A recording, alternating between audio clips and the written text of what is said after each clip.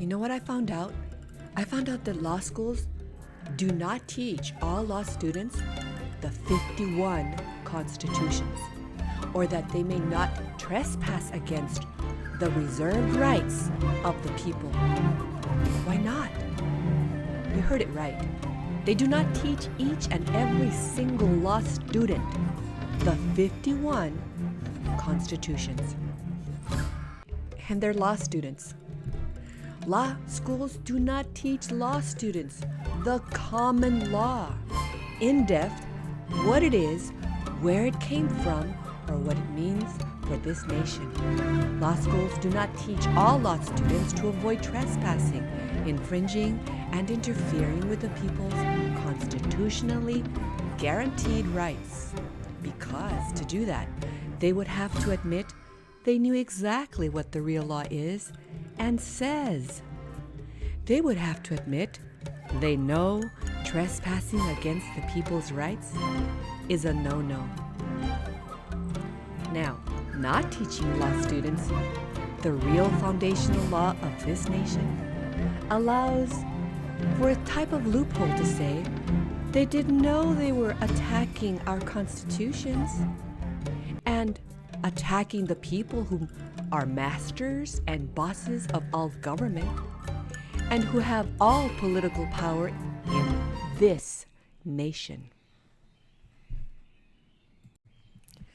Keep in mind that all government servants guarantee to the people that they will support, protect, defend our constitutions at all times, 24/7.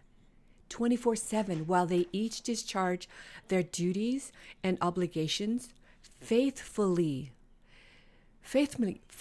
like a married couple. They have to be faithful to each other, which means they have to know what is written in the contract, compact, trust indenture, constitutions that they swore to support and comply with faithfully. They swore already. And if they were sneaky and didn't swear, but yet they took the seat of office, they're still bound by that contract because they're in our seat of office. They're occupying that seat and they're getting paid. But bar members keep advising our government servants to listen to them, to do what they advise them to do. They read our government servants' documents and advise our servants in ways that we have seen the results of such advice. We see our government servants do things outside of the law of the contract they swore to comply with. Because they can only do what is permitted to them, what is allowed by the law in the contract. See, they have granted authorities that come from us to them, enabling them to perform and discharge their duties. So it is written, it is a contract, it is an express trust indenture. Express means it is written with words. The letters are there in English, plain English. So they have to stick to that. And they can only stick to that. They cannot do whatever it is they want. They have to do our will. Realize that the moment one of the people's constitutionally guaranteed rights are interfered with, they are to protect the people on the spot, immediately. As the core obligation, that is their core obligation. If it's a judge, if it's the president, if it's a senator, if it's a representative, if it's the sheriff, their prime, their deepest obligation is to protect the people's rights, their constitutionally guaranteed rights. We have inherent rights, and those have to be protected. We have so many rights that are written and unwritten, and they must protect those as well. All of them. Not breaking a single one. And sheriffs, they're not supposed to just let other government servants harm the people and trespass against the people's inherent rights, which are definitely constitutionally guaranteed by the government servants, that they would protect all of those rights. See, judges cannot stay idle while the people's constitutionally guaranteed rights get trespassed, that require, see, that right there requires no judicial notice. That does not need to be made known to them judicially. They had notice already. Because see, they read and signed the contract guaranteeing that they would support the constitutions faithfully. And that is already known to them. So their basic foundational obligation, their paramount obligation is to protect, defend, support our rights, the people's rights, not people from other nation. That they are not under oath. They are not bound in a contract to protect, defend, or do anything for other people in other nations. It is for the people in this nation, in our 50 states, 50 American states. Yes, that's who they owe allegiance to, who they are bound to protect at all times and against everyone else that's outside this nation. That's the obligation, core and paramount. Individual rights are core and paramount. They all must do it. See, the judicial notice of any other issues in a particular case, see that this one of the people or that one of the people, they're bringing in their evidence or claiming something. See, that has to be made judicially known to them. It has to be introduced. It has to be supplied to them, given to them, right? For that particular case, those issues inside that case. So that's for that. But the fact that the people are standing before a judge and they are one of the people, every single judge has to support, defend, protect as they swore to do, which means if they see that one of the people is having their rights trespassed against by bar members or by anyone, they have to stop that. They can't allow that. They have to defend on the spot, protect on the spot upon learning of it, upon finding it out, upon knowing in front of them. They're smart enough to know that, they have a controversy defending a property, their property. And remember, all your rights are your property. So if they have a controversy in front of them, that there is a controversy where there's a property involved of some sort, they can't just sit idle. They have to make sure that there's a trial by jury, with jury of your peers, 12 of them.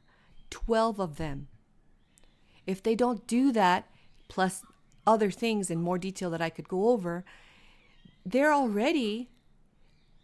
inadequate.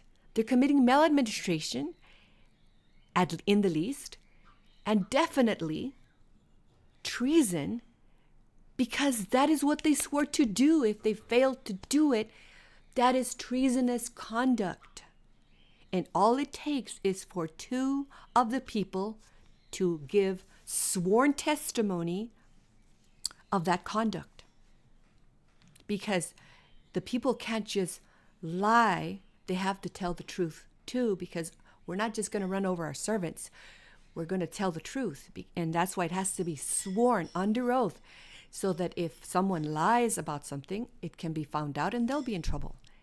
But if it's true, and if it's two of the people testifying, giving sworn testimony, and it is shown they had a controversy over property, and that judge sat there, did nothing about it, didn't say anything. Look out. There's no trial by jury here, no jury of peers, 12 of them. These people are not getting what they are guaranteed in our constitutions that they shall have, that is sacred, that is inviolable and inviolate. They're not getting that. So the judge has to realize, I have to open my mouth, I have to say something, I have to do something to protect the people. And that's the way it is. That is the law in this nation. See, government servants, in whatever capacity they are serving if they discover that the people's protected rights are being trespassed, interfered with, blocked, hidden, something's going wrong against the people, they're supposed to tell everyone else until they get to the right people that can do something about it. If it's just someone in the lower positions sorting the mail or something, whatever positions they have to alert the others until something is done to protect that one of the people. They owe protection to all the people as a whole and individually. They are to openly and outright incessantly do every single thing it takes to alert all three branches and set the wheels in motion to protect our rights, and they must accomplish the goal of supporting, defending, and protecting the people's rights. If that could not happen timely, then they owe the people redress of grievances for wrongs done to the people. That's right. Are you shocked? Are you guys shocked? I'm sure that a lot of new people, if this is new to you, then this is very surprising. Some people already know a lot of basic things that beautiful David Jose, has been teaching the people across this nation, across this whole nation. The people found out the truth of what the real law is. And the people found out what law that government servants and their pals, the bar members, have been using to attack the people. This is so shameful that they've been doing that. It's more than shameful that they've been doing that, because it's in the contract. All government servants have to take the oath of office. They have to take it, subscribe it. They have to take it, say it out loud, and then they sign. That means they read it. If they didn't read it, it's very sad. And if they were given advice by bar members, hey, you don't have to read anything. It's all for show. It's just a little ceremony. Just sign here. That's not right. If that happened, if that happens, and that's the reason why government servants were not really aware what is the content of the contract they're swearing to comply with. If they didn't really read it, if they got bad advice by bar members saying, you don't have to read it, it's just ceremony. I don't know what happened. What I do know is what I see, and I see that government servants are not staying within the law of the contract. They're not staying within the law of the contract that they swore to comply with faithfully, and it's written, and they have to read it. See, the Bar Association did everything it could so that it could be the only ones to handle anything to do with law. You know that, right? You've heard of this? Why? Why would they seek to be the only ones that are able to handle law and talk about law and teach others law and do everything to do with law? Why? Well, is it because they're going to do a really good job and they're really smart and they're going to do a job teaching people the law, teaching everyone the law? Well, they didn't teach me anything. And we're the people. We are the people are in the highest status of this entire nation. The whole reason that government exists is for the benefit of the people. All government belongs to the people.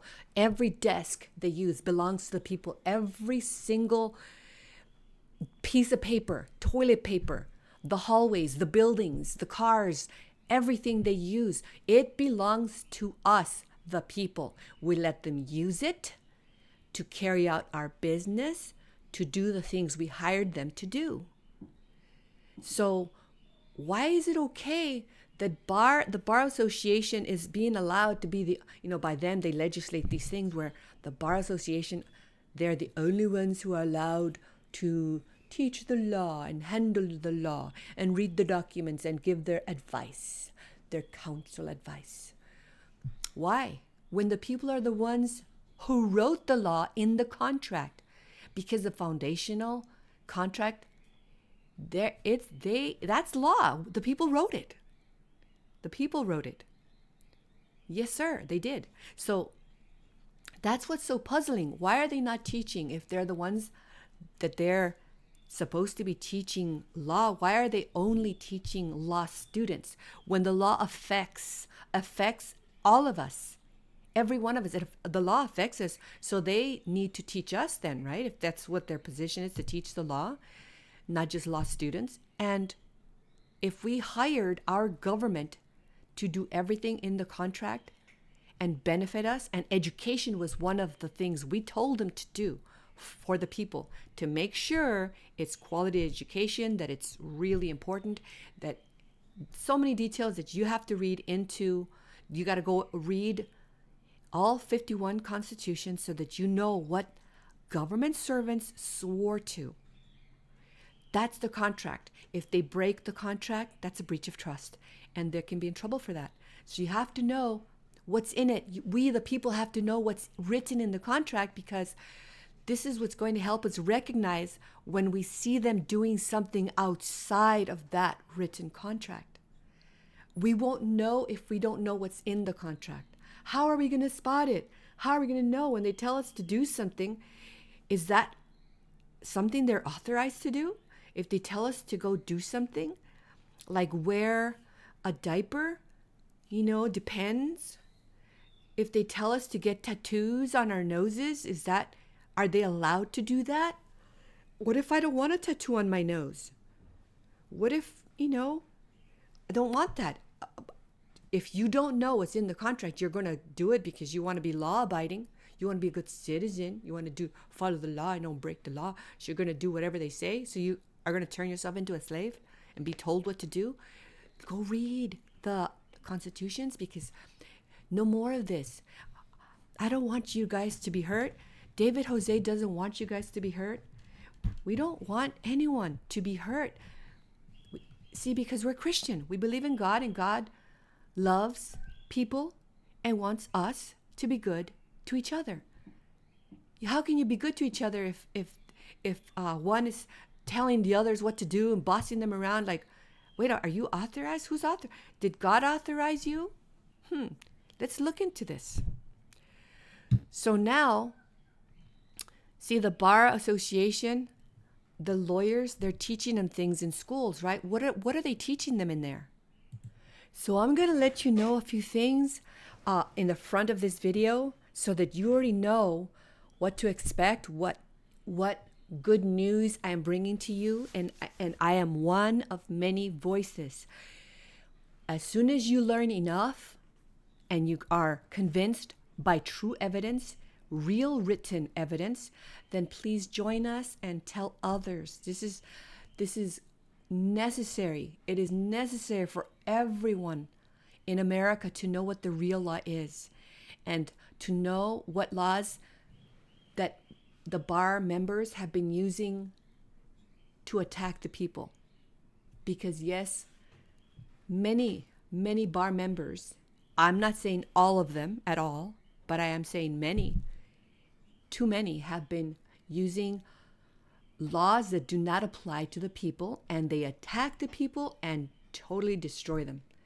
Some are totally destroyed, some are ripped apart, some are, their lives are thrown into tears. People are thrown into tears. They lose their property. They lose their house, their cat, the dog, their grandmas. They can't see their husbands in the hospital. Their kids are someone knocks on the door and here comes the police and some people with a piece of paper that's not the law, and they take people's children.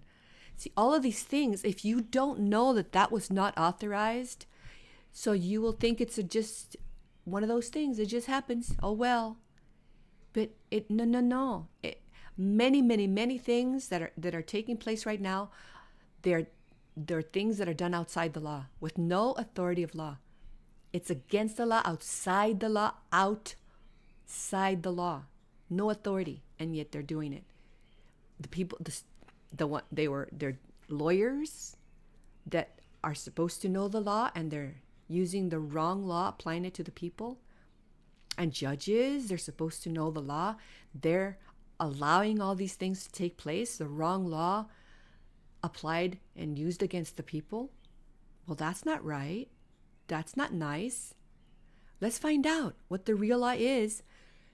And remember, it doesn't matter how fancy the clothes are or how fancy or we may think it's a high position, a judge or a senator or a president or anything. See, they're servants. Each and every one of them are servants. And please, let's no longer look at them as above us. They're not above the people. They are below the people. They are servants to serve you, and they must serve you. They can't just say, I'm a servant, and then rip you apart and then swear with one breath that they're going to protect your rights, and with the other breath they go out all out attacking your rights, or they contract with others for them to attack your rights and allow them to attack your rights. They can't do it themselves directly or indirectly through others. That's just not the law. Okay? They cannot do that. They cannot attack the people at all. Okay, so I'm going to tell you many things, and then I'm going to go back.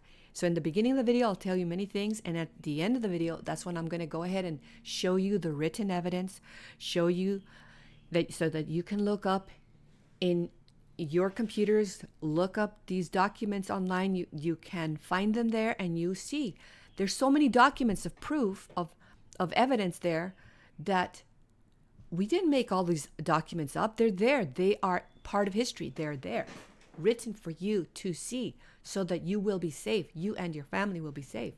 So I'm going to go ahead and tell you this. Okay, so now government servants have to do everything legal and lawful to protect the people. They cannot be criminals, right? You know that. They have to do things that are legal. And of course, there's the law of the contract that they swore to. They have to abide by that.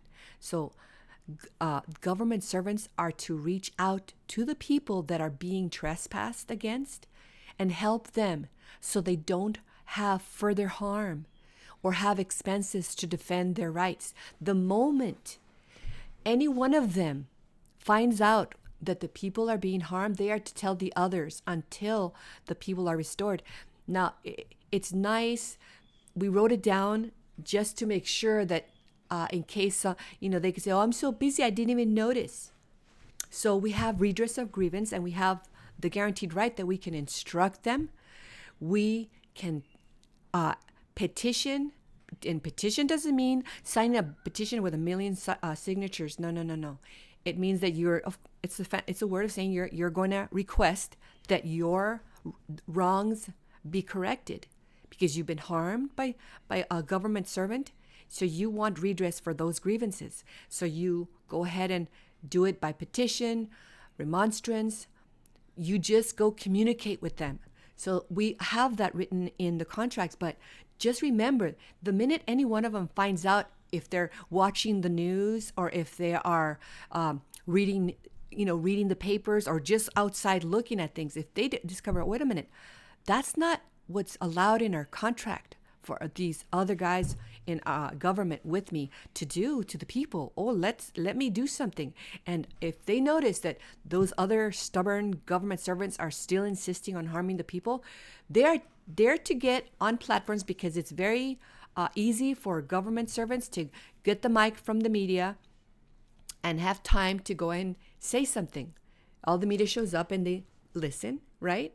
So that's the time they're supposed to go and say, look, I've been telling these government servants over there, co-workers of mine, that the people's rights are being interfered with, they're being trespassed, and they refuse to do something about it. And they are in breach of the trust. I'm trying to do something about it. They're not letting me do it. They have to make it clear English, simple, clear English, and tell the people what is going on, who's not doing what, etc., so that the people know who are the very naughty, mischievous, oath-breaking government servants, so that the people can address that with lawful, highest powerful notices in this nation. We address that, and with powerful affidavits, the highest affidavits, powerful affidavits, because they're written by the people. the people with the highest status in this nation. Okay? So all government servants have a duty to defend us and protect us, even if we don't ask them to, because it's already built into the contract.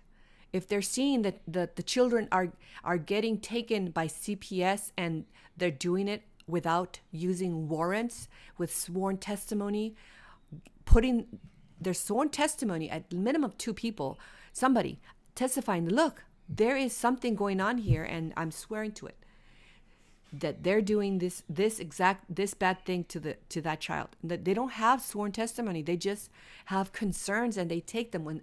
When our government servants learn of that, they can't stop and just go about their business doing nothing that's important to the people. They have to address it and stop it immediately. Yet I already found out that there were videos made by people with high positions in CPS confessing that they do take children without using warrants. No, people don't. They don't get a written, sworn affidavit by the people saying, "Look, I saw so and so starve that child. They don't feed them. They're abusing them this way and that way." In details what it is that the parent is being accused of. It has to be sworn. They can't just, well, I think I don't like how you colored your hair, so I don't think you're going to be a good mom or dad, so I'm going to take your children because I have concerns about that you might not be a good parent. They can't do that. That's not the law. They have to be like obedient robots that comply with all the input that people input into their programming, which is written programming. This is the constitutions. They're called also the trust indentures, right? They have to listen to that input, to that programming. They can't do something outside of that programming because then that's a rogue robot, harmful to everyone. They can harm all sorts of people. And the same thing with a government servant that doesn't comply with the terms of the contract. That is a rogue government servant, that they can be harmful to many people. Why should we wait until people get harmed? We unplug them. A robot that goes rogue, unplug it. No more electricity for you. A government servant that goes outside of the written law, you take their seat of office. They as a matter of fact, and I'll show you, and we others have shown already, if a government servant does anything outside the written law, they're outside of the authority that they have been given specifically to them, they do anything outside of that, they automatically are no longer to be in that seat, in that position, automatically. It just now needs for us to do the process of setting the wheels in motion with paperwork to remove them. But the other government servants that are witnessing it can also begin the wheels moving to have them removed from their position, because the paramount core obligation of all government servants is to constantly be vigilant, be aware, look out. Make sure that other government servants are not harming the people. They are not going outside the written granted authority. Okay? So, for example, if they see, let's see if they see the president act like he's a legislature, right?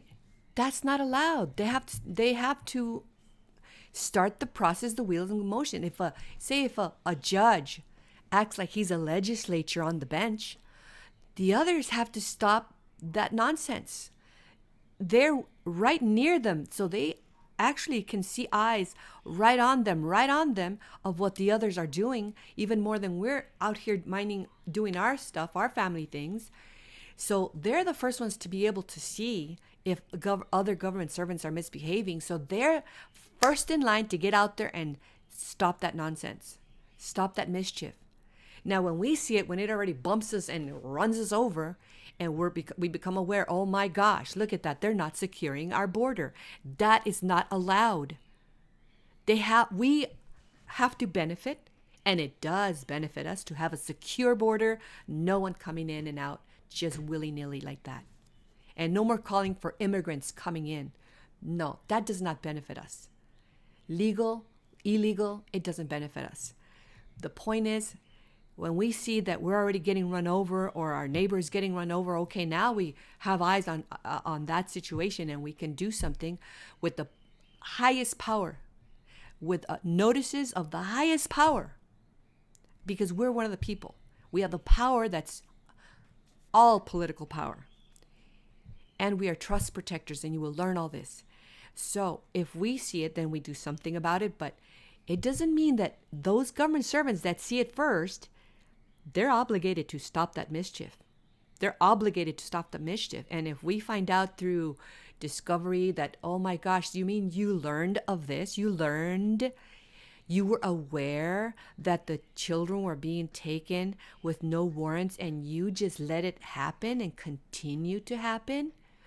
Wow, man, you're busted. You're in trouble. See, all government servants are liable for their conduct. While in their positions, they're liable for their conduct. In other words, we watch everything they say, everything they do. If it is outside the law, granted authority that we granted them to do, that conduct is unlawful. And they're liable personally for that, for going outside the contract, for doing that harm. They're liable personally. That's a big deal. Personally. And personally, the people have a right to take all their properties, all their houses, their cars, their boats, their socks, their shoes. You just can't take their lives. People, that there's a procedure for everything, but you can definitely be restored using all of their property to be restored if you were harmed. And if it isn't enough to be restored, that it should already be embedded. There should be already a fund, like a slush funds that they have or whatever. But it's supposed to be a section in our government already built in to quickly, speedily restore the people if they've been harmed. And do it quickly, restore the people for the harms done to them, and then don't put the people through more work to go through. Now they have to do this, now they have to do that to get restored. No. It has to be simple, because first of all, they weren't supposed to be harmed. And you wasted their time being harmed. Now they suffered, and now they're going to suffer some more trying to get their stuff back. No, you don't. They swore that they would that the people have a right to redress for their grievances, which means they already have to have this money set aside in case, like, say, for example, a house was taken by foreclosure and there was no trial by jury, and it's required, and the house was taken, and now the house got burnt down or something. So they can't give that house back. If the house is intact and they can get it back, but pay the people who have it, who have taken it over, if they were someone who's not at fault and they just bought it not knowing what's going on, it's not fair to them. Just they have to pay them for that property because it belongs to the other people, right? But if they can't do that, if something is, the house is burnt down or something, they have to have money to give the people quickly to restore them and keep them from suffering further. They're not allowed to continue suffering just waiting on a government servant to discharge his duties and obligations, for crying out loud. They have to have it ready. Here, someone gets the house taken away. It was taken away without trial by jury. The people notify any branch of government. It doesn't matter. You just notify the government, the legislature, the judicial branch, the executive branch. You can, whoever you want. The legislature is, pretty easy. You just go to them and there you go. So turn in your notice, make it known to them that your home was taken through foreclosure, through whatever it is, no trial by jury. They have to give you that house back. If they cannot do it for whatever reason, something happens, and we can go into a lot of details, then they have to give you the money, what the house is worth, and for you, how long you've been without it. What the heck? That means when you were without that house and you are already going to use that house to maybe produce more wealth for yourself and be able to pay for your kids' schools, their education through investing and reinvesting your home and doing things, with it, creating wealth with it. Maybe you had a farm, maybe you had different ways. It destabilized you so completely, it harmed you so, more than just taking your house. They have to restore you for all of that. And they have to be the ones to get going on doing it if they discover it without you even having to ask them, because it was already they already swore into that contract. They already swore in the contract. They're going to discharge all their duties and obligations faithfully. And the terms of the contract says redress of grievance. Oh, if we find out something's wrong, they have to do it. If they find out something's wrong, they have to do it. They have to keep us safe and happy. That's another term, to keep us happy. And how in the world are we happy if our home was taken and now we have to continue struggling, our family suffering because we're waiting for that house to be given back to us? They won't do it. Especially how ridiculous it is that you give it to the government, you give them the notice, and they're supposed to go ahead and discharge their duty of redress of, perform their duty, give us redress for our grievances, and they won't do it. It's not even coming out of their pocket if they're another government servant, realizing that another government servant is the one that did the attack on the people. So just perform the duty. Now, if they don't perform the duty, now they're in trouble. They are in trouble. The minute we find out that they also were aware of that notice and they did nothing about it, they did nothing when that notice was given to them and they knew about it and they did nothing to help get the people restored, they're in trouble too. Now they're personally in trouble, and now their property has to be used to restore the people. Their property, their cars, their yachts, their whatever the property they have, that has to be used to restore the people, because the people cannot, in this nation, the people are the boss. The people are the boss. They are kings and queens, because we don't have a king or a queen ruling over us. We said no to that. We each are a king and queen. We are the head, the top of the top. We are at the very top and must benefit the highest. And we pay them to be our servants to benefit us. And it does not benefit us if we have to wait so long to be restored while our kids can't get the education because now we can't afford it, to give them the highest education. Oh, yeah, but the government servants and their pals, bar members, their kids get the highest education and they get the best of the best and they're highly educated and everything. Well, our kids don't get that because they took what we were going to use to give our children all these wonderful benefits of our labor, of our work, that we got up early and worked very hard and did without so we can give to our kids. And now here comes this bar member and puts the people through statutes, using statutes and codes that are not even they're not even enacted. They're not even law, and they're using it because, hey, it's not my fault. They're written in the code book. That's not cool. That's not even good. That's not good. And they use our work, everything we work for, because they take it, right? And they provide wonderful educations for their kids, wonderful vacations, wonderful clothes, and all these comforts, while our kids get nothing. Like when they took my house that I worked for and I put my effort, my family, my husband and I, we worked for it. They took it and derailed the heck out of us. Our kids, I'm not going to cry, but my kids, I could not buy them shoes, so they had to actually tie their flapping shoes, because their tennis shoes were already disconnected from the sole of the bottom of the shoe. They were disconnected. We couldn't buy them shoes because bar members put us using through the administrative due process rather than the constitutional due process.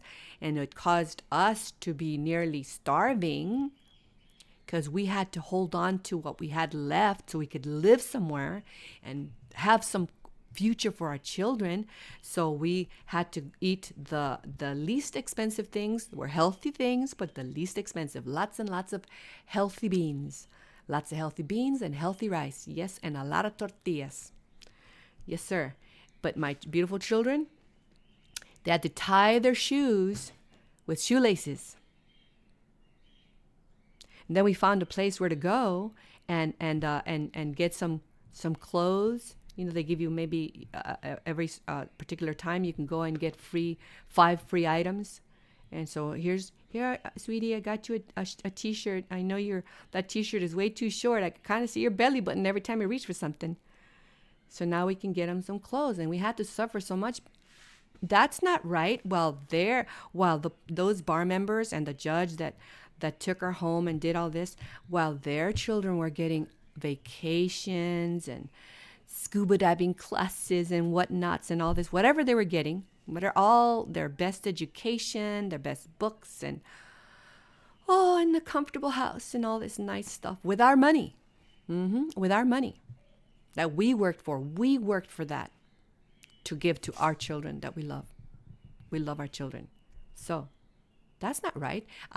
This story is not unique to me. I'm sure that a lot of you out there have a similar story where bar members took your stuff and benefited their family with your stuff, and they used statutes to take your stuff when that is not allowed in our nation, to use statutes against the people like that. If anyone wants to take something from the people, the people are guaranteed to have a trial by jury with 12 people in the jury of your neighborhood, of your vicinity, right? So they know you. They know where they have an idea about you. They're in your vicinity, not from far away. They don't even know what's going on. There's a jury of your peers, and your peers are not bar members, because they would love to create juries full of educated bar members and take over every place in our whole they're in every branch of government. And when in the world is that allowed? If our government servants are not allowed to discharge any duties and obligations of a different branch than their own and a different job than their own description, right? Why would it be okay for them to allow others to do it? If they can't do it, they cannot grant that authority to anyone else for them to be able to do it, to be in all 3 branches, from head to toe in every department, in every agency all over the place, bar members. How's that how can they do that when the government servants are not allowed to do that? We told them, do not do that. In writing, do not do that. Separation of powers, don't do it. I don't want you to do it. It's too dangerous if you do that. It's danger to the people if they discharge anything that is not granted to them. They have to stay separate and distinct. So, why are bar members allowed to be in every department, in every agency, in every branch of government? They're also monopolizing, what I see as monopolizing or taking over, teaching the law. The only ones to teach the law. When the people are the ones that wrote the law, and they're not even teaching the people the law, and they're using the wrong law. They're not teaching the students the 51 constitutions so they can learn exactly what is permitted in this nation and what is not permitted in this nation. What is a war against the people? What is an attack? A war against our constitutions. So if they're warring against our constitutions, how is that okay that our government servants allow that when they're not supposed to allow that?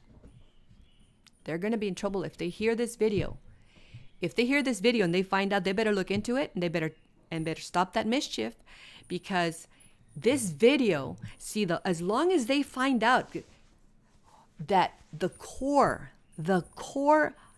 foundational purpose of them being in having a seat of position as a servant for the people, their foundational purpose, the thing they have to do is protect our rights at all times, 24/7. So when they hear a video made by a mother, and it just what they would call a housewife, trying to mind her own business and take care of her kids, and provide well for the kids, when I have to make a video to spread the word, if they hear this video, they're supposed to, they better look into it. If they hear it, they better look into it and go stop that mischief, because it's already their foundational thing. We really don't have to give them notice to do that. They know what they're supposed to do and what is allowed, what is not allowed. And if they don't, they better start looking into it right now and reading quickly, because we are merciful people. We can give them mercy. And we can go ahead and not take all their stuff the way, we could take everything from them lawfully. It's written in the contract. So, if they want to receive mercy, then they need to act quickly, tell everybody, get on that mic and tell the people what their true powers are. Tell the people what their true powers are and how to discharge those, how to exercise those powers. Tell the people everything. Tell them, quickly teach them, because we hired them to teach the people that there better be education, and we need to have the people to know what their true powers are and what to do if a bad, mischievous government servant goes outside and breaks the law in the contract. The people have to know. So all the good ones out there, please, you want mercy? This is the time to get mercy. Go ahead and start teaching constantly. I want to see it constantly. And if I see it constantly, that they're teaching the people's true rights and true powers, and what the true law is and what fake law is that doesn't apply to the people. If they don't start teaching real specifically in real details with evidence, written evidence, in my book, in my opinion, I would not give them mercy. I would give them justice. So they will be prosecuted, and if found to have committed treason, then treason it is. That's what they will receive. The verdict that, hey, they committed treason. We already saw that we presented the evidence. They presented their evidence to support they didn't commit treason. We presented our evidence that they did, and let the people decide. And at that point, if they committed treason, they lose all their property, their cars, their vacation homes. They lose everything. Their favorite coat, their fancy necklace, their fancy watch, everything, to cover the harms they have done to the people. Because the people, they cannot be harmed. And then it sits still like, oh, yeah, we're going to just let it slide. We're not going to let it slide anymore. God's doing a new thing. God heard us. He saw that there are many bad government servants and many bad bar members. And I'm not saying they're all bad. I'm saying that there are many, too many, doing bad things to the people. And those are the ones I'm talking about. So all you good bar members, I want to see you too. Get on the mics, get on the media, get on there and start defending the people and start telling others what the true law is. And if I don't see that, I'm not going to believe that you really are for the side of doing good to the people. I will believe that you are really just another bar member, one of those bad ones, just harming the people, and we just want to stay silent. You are not allowed to stay silent as a bar member when you guys had so much power against the people that you weren't supposed to have. And if you say nothing, if you stay silent, I will not believe you're a good man or woman. I won't believe it, and neither will anyone else. Well, most people, I doubt that they will believe it. So the only way we'll believe it is if you start opening your mouth and start defending the people, telling what the real law is and what the fake law is. And do it in writing. Show your evidence so that the people know that they're not being led astray again. So any government servant that did not read what they swore to, please go read it. If you do not like what's in there, please resign immediately. Leave that post. Leave it. Resign. Give up that job, because we don't want unfaithful servants that do not comply with the terms of the contract. So leave that and let someone else who can be faithful to do that, to take that seat of office. If you didn't know what was in it, do it now, because if you do not, see, then it'll be too late for you. Because government servants cannot change the terms of the contract.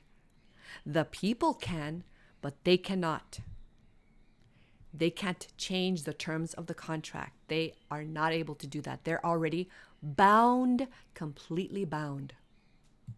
Keep in mind that government servants can never benefit themselves. The benefit is that they're there being good and they're getting a position of pay, and that's their benefit. They're getting the pay for it. And they can't get paid by other people. And do you wonder why they go in certain wealth and then they come out to be millionaires? How did that happen? If they were supposed to focus on the one job, the seat that they took, the job they were hired to do, that's what they're supposed to do, and they're supposed to benefit the people. So how in the world did they find a way to benefit themselves so much that they became millionaires? They can't do that. They have to benefit the people at all times. The job of being a government servant for the people is very serious. We cannot hire just anyone because they want to be hired. They need to be of moral character, faithful to us and our safety. They need to make sure that we're safe. They need to secure our inherent rights, make sure that our inherent rights are safe. And we're in danger by people crossing the border, coming in, murderers, rapists, kidnappers, drugs coming in, weapons, jihadists, people with explosive vests, whatnot coming through the border. Soldiers even disguised as regular people, like they're not going to harm us when they really are. How can I say this? They owe us money for that, because they're endangering us, and they need to stop working there if they can't protect our inherent rights and keep the border safe so that we're safe. They can't do that. They don't do that. Every single one that you see not doing all efforts to secure that border when they're supposed to, they already are acting outside their authority. They're already not. Like if it's a senator, they're not a senator. Really, they lost their seat. When they did anything outside the law, they lost their seat. They're just there doing stuff already on their own. They already lost their seat. It's just that we now have to put the wheels in motion, because we are seeing that other government servants are not putting the wheels in motion to remove them from that seat. So we have to put the wheels in motion, sending the notices, followed by affidavits, to get them removed. Because our servants are being unfaithful, and they're not doing it without making us do the chore for them of doing it. We only have to do this extra, the duty to do this when we see that they're not doing it, because they're supposed to do that. They're supposed to make sure that none of their peers are doing something wrong. So when we see that they're not doing it, okay, here we go. Let's correct them as trust protectors. Let's correct them now.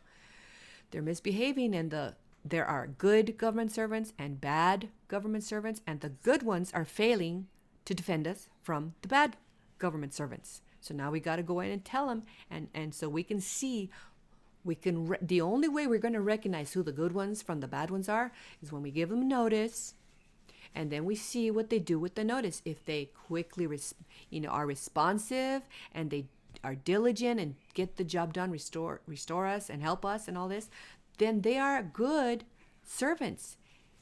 And we like them, and we are going to be good to them. They're good servants because they're responsive. They're doing what we are asking them to do. If we see that they got it and ignored, they're bad government servants. They're not supposed to be unresponsive to the people. They're not supposed to be unresponsive to the people. They're supposed to be what? Responsive. Respond quick. Get to it, buddy. Servant. Almost slave. And of course, while they're deciding to be really slow, we're still harmed. So that, of course, is not a happy thing for us. We're not happy like that, continuing to be harmed because they're so slow getting the job done. Oh, we have to wait for them to get the job done. Oh my gosh, here, long time passes and you lose the time that you could have happy because we're still waiting for them to be responsive. That's not fair and that's not right. They're not supposed to harm us. They're not supposed to harm us even taking away our time, and it's taking away our time of happiness when our time is made unhappy waiting for them to be responsive, and now our time has been taken, and now they are accountable for that. You're gonna love this question. Now you have to remember to always ask very important questions. Where in the constitutions did we, the people, grant you, specifically you, authority to do this thing or that thing that you're doing right now, or the thing that you're failing to do? There's a contract in place. We're paying you for this. Where in the constitutions did we, the people, grant you authority to do this thing? Where in our constitutions did we grant you authority to ignore certain terms in the contract? Be picky and choosy which terms you're going to comply with and which terms you're going to ignore. This is a situation, an example. Say there's a case, say this is going on. So the government and their pals, the bar members, they really want to focus on, hey, we're going to defend the people's rights as a whole, and we're going to do it for the sake of the whole, infringing on all the individuals for the sake of the whole. They're creating their own words that are not written in the grants of authority. We hired them to protect individual rights, individual people's rights. So they cannot neglect that term over the other term of the whole rights. They cannot be picky and choosy. They're a robot, and without emotions or feelings, they must comply to the terms of the contract. They must comply to the programming and not be picky and choosy. Let's see, I'm a robot. I'm going to ignore all this programming over here, all this data that says that I'm supposed to protect individual rights. I'm going to ignore all that, and I'm going to say I'm going to protect only the people's rights as a whole, and twist it all up. Hey, for the good of the whole, we want to take your organ because you have special organs that could help the whole people. If we treat you like a Frankenstein did and do crazy experiments on you, and it benefits the whole that we use you because you have these genes and that we really, really like those genes. We're going to experiment on you to really discover stuff for the sake of the whole. You can't do that. You can't do that. If it's not granted written authority, they can't do anything. The minute they do that, they're doing it on their own time and their own will. And that conduct is legally liable. Yes, they owe the people. Yes, sir. Okay, so here's a basic knowledge that people have to have, okay? And it's a list of what you need to realize for your well-being, your safety, and your happiness. And I'm going to give you about 60 things. So you can pause it or keep going if you want to learn. If you don't want to learn, it's your business. It's your life. It's your choice. Be happy. Doing or not doing, you're going to reap what you sow and enjoy it or not enjoy it. There you go. I'm using my time that I could be over there helping my children, because I still have a family that I need to be helping. But I'm here helping all of you too. Not just me, not just my kids. I'm helping all of you too. So please forgive if I'm not a perfect video maker, if I'm not a perfect, I don't speak fast enough, or I'm too fast or too slow, whatever it is. I'm so sorry. I'm going to be just a voice, just like all the other voices, spreading the word to you so that you will be safe and we're going to be safe, and no more unlawful, misbehaving, mischievous government servants will be allowed, and no more bar members attacking the people and then our government servants do nothing. That has to stop. So first thing is that you have to recognize that the constitutions are the contract where you will find the terms they swore to comply with. Very important to know that, right? And that it's very important to know that you, the people, have all political power. You have to know that. All political power. You have to know this. That government has to do the people's will only, and not their will. See how important that is? They are mere servants, trustees, agents, substitutes of the people. See how important that is? You have to know that, because they're not your leaders and they're not your rulers. And you have heard them say that. Have you heard them say that? That they're your rulers, they're leaders. You have heard other people say, oh, let's pick that leader. I like him as a good leader. We don't pick leaders here. We hire servants. Mentally put an apron on them and holding a feather duster. A servant. That's what they are, a servant to you, one of the people.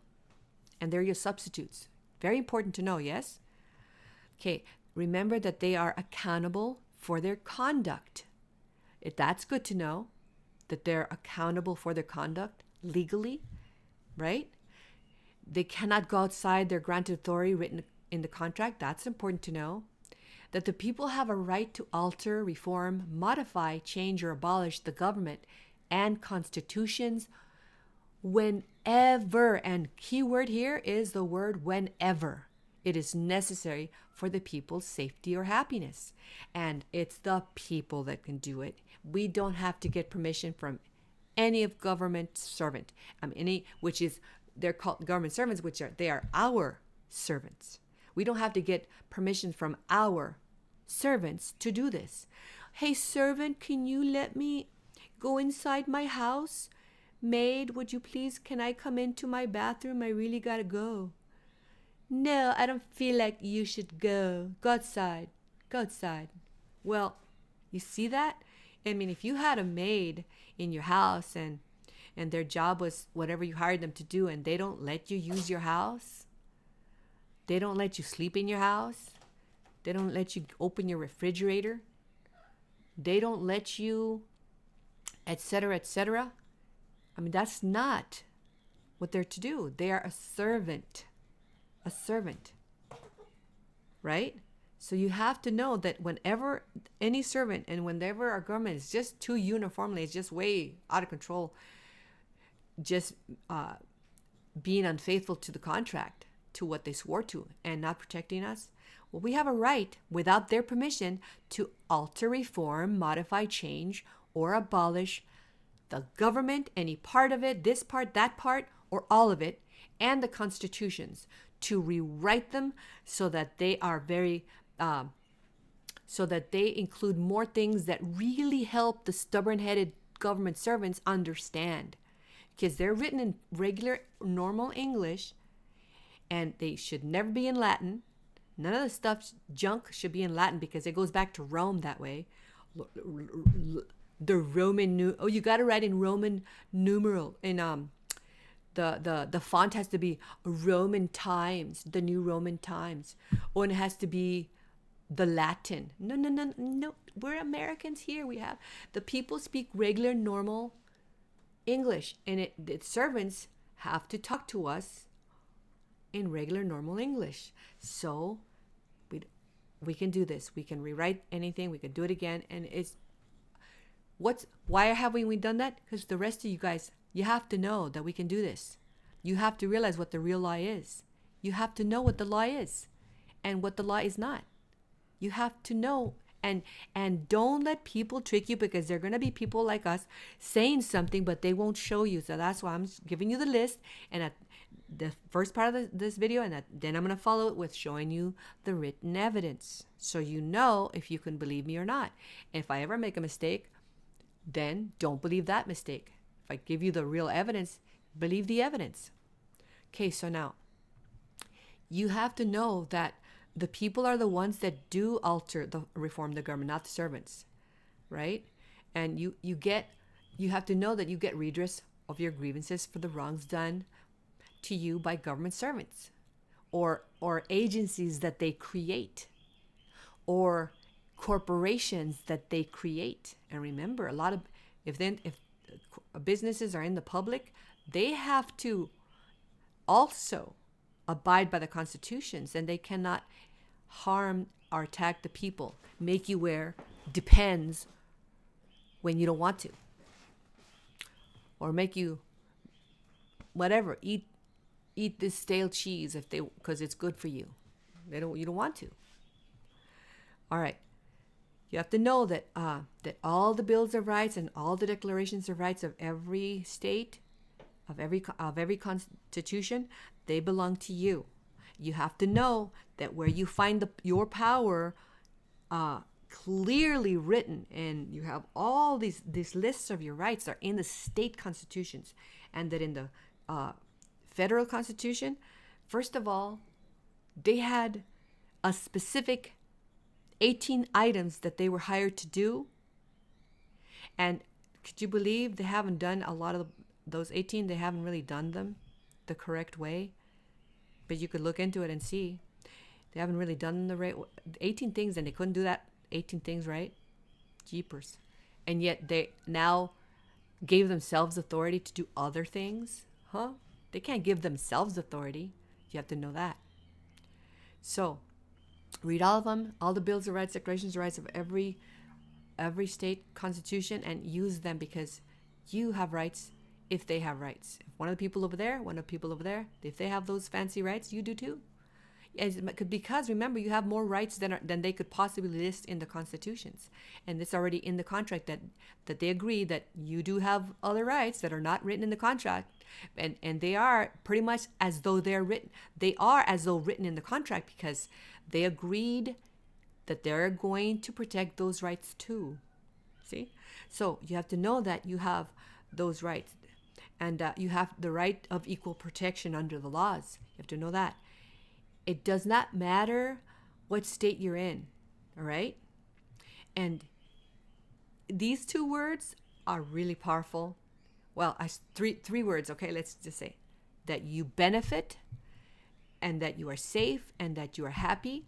Those are key things. That every single thing they do, they have to do it in a way that benefits you, in a way that they're like skilled surgeons, carefully doing something in their operation without damaging other organs, without damaging other parts of your body. That's important, that they do it carefully, to not trespass against other rights while supposedly protecting these rights or those, and that you're happy, right? That's key. And that you're safe. You're not safe with an open border. You're not safe with other rogue government servants still in their seats of office, doing things in their own time, because they're no longer supposed to be there. They dissolved themselves. They dissolved the authority they had. It vanished. The moment they did something outside of the contract, outside the granted authority, their position vanished. They're there on their own right now. The bad ones, the ones that are doing things outside the law. Okay, it's important to remember that all businesses that claim to be private or public, if, for example, if they are public and they take people in and do business with the people there, that's public, because they can say, I'm private business, but they're taking clients from the public. For example, some hospitals, they say that they're a private hospital, and yet you can go in there from the public and, hey, I need you to take care of my wart. I need you to take care of my ingrown toenail. They're accepting clients from the public. That means they're really public. It's the use. What are they doing? So they're bound to comply with all of the terms in our constitutions, and never infringe the rights of any of the people. They are liable to the people if they do. Yes. You have to remember that. So the government servants are the ones governed, and you are not the ones governed. That's very important for you to understand, that the servants are governed. You are never governed, ever. The only let me add a little more information. God Almighty, that's who you owe. That's, as the people, that is who you have to make sure that you don't break his laws, because then you'll have to deal with him, right? But you're not governed by government servants or anything that they write. You're not governed by anything that servants write. Servants, just think of it, they write on toilet paper. Just imagine that. Toilet paper. That toilet paper is not for you. You can use that and flush that down that toilet. So it's we have, and we must see the common law. That's what you guys have to know more about the common law. That's very important for you to know. So that's another thing. And you have to get deep into understanding common law. And remember, Dave Jose is the master of teaching, the champion of teaching. Dave Jose at Dave Cares For You. That's where you're going to find him. Dave Cares For You with a number 4 and the letter U. Okay, so he's the master at teaching this. He taught me, he taught many, and he said, go out and teach the people. Go out and be voices and teach the people. Let them know what the true law is, so they too can really live in freedom in this nation of ours. So they can know what their true powers are. Go teach the people, and that's what we're doing. We're doing it and using our time to do it. Okay, so you have to know that the Christian religion is part of the common law. You have to know that. That's where the common law came from. That's where, because the founding fathers, they were Christians. And in history, as I have seen, they were not Catholic. They were all Christian. Different, maybe denominations or whatever, but they were Christian, believers in God. And they were not Catholic. That's just happened the way it is. And so the foundations, they got it, all the common law, they got it. It comes from the Bible, because there can be no law that goes against God's laws, that goes against divine authority, that goes against God himself. You cannot have that. No law can exist. It's void.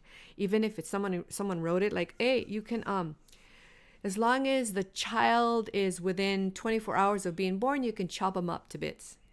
And that's someone wrote that law. No, you can't do that. That's against God and what he has said in his word in the Bible.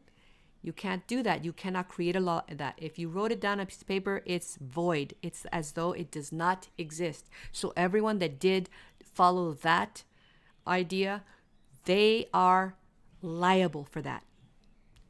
So you have to know the common law comes from. It comes from the Bible, the Christian religion, not other religions. It doesn't come from that. And that's this nation. So other nations do whatever in the world they want to do. That's why God, in the Tower of Babel, that's why he separated everyone because he knew, yeah, they get together doing things. They're going to do all sorts of things, but it won't be good, right? It's not going to be good because God, remember, God, you got to know this about God. Everything he does is holy. Everything he does is holy. So if he says, if he looks at something and decides, oh, no, this is not going to be good, let's separate them out, right? He did it for holy reasons. Really the wisest of wisest reasons. And we have to accept his wisdom. So we have to accept his wisdom. And so what is his wisdom? His wisdom is that, see, the people, they were going to do all sorts of things together. And God didn't want that.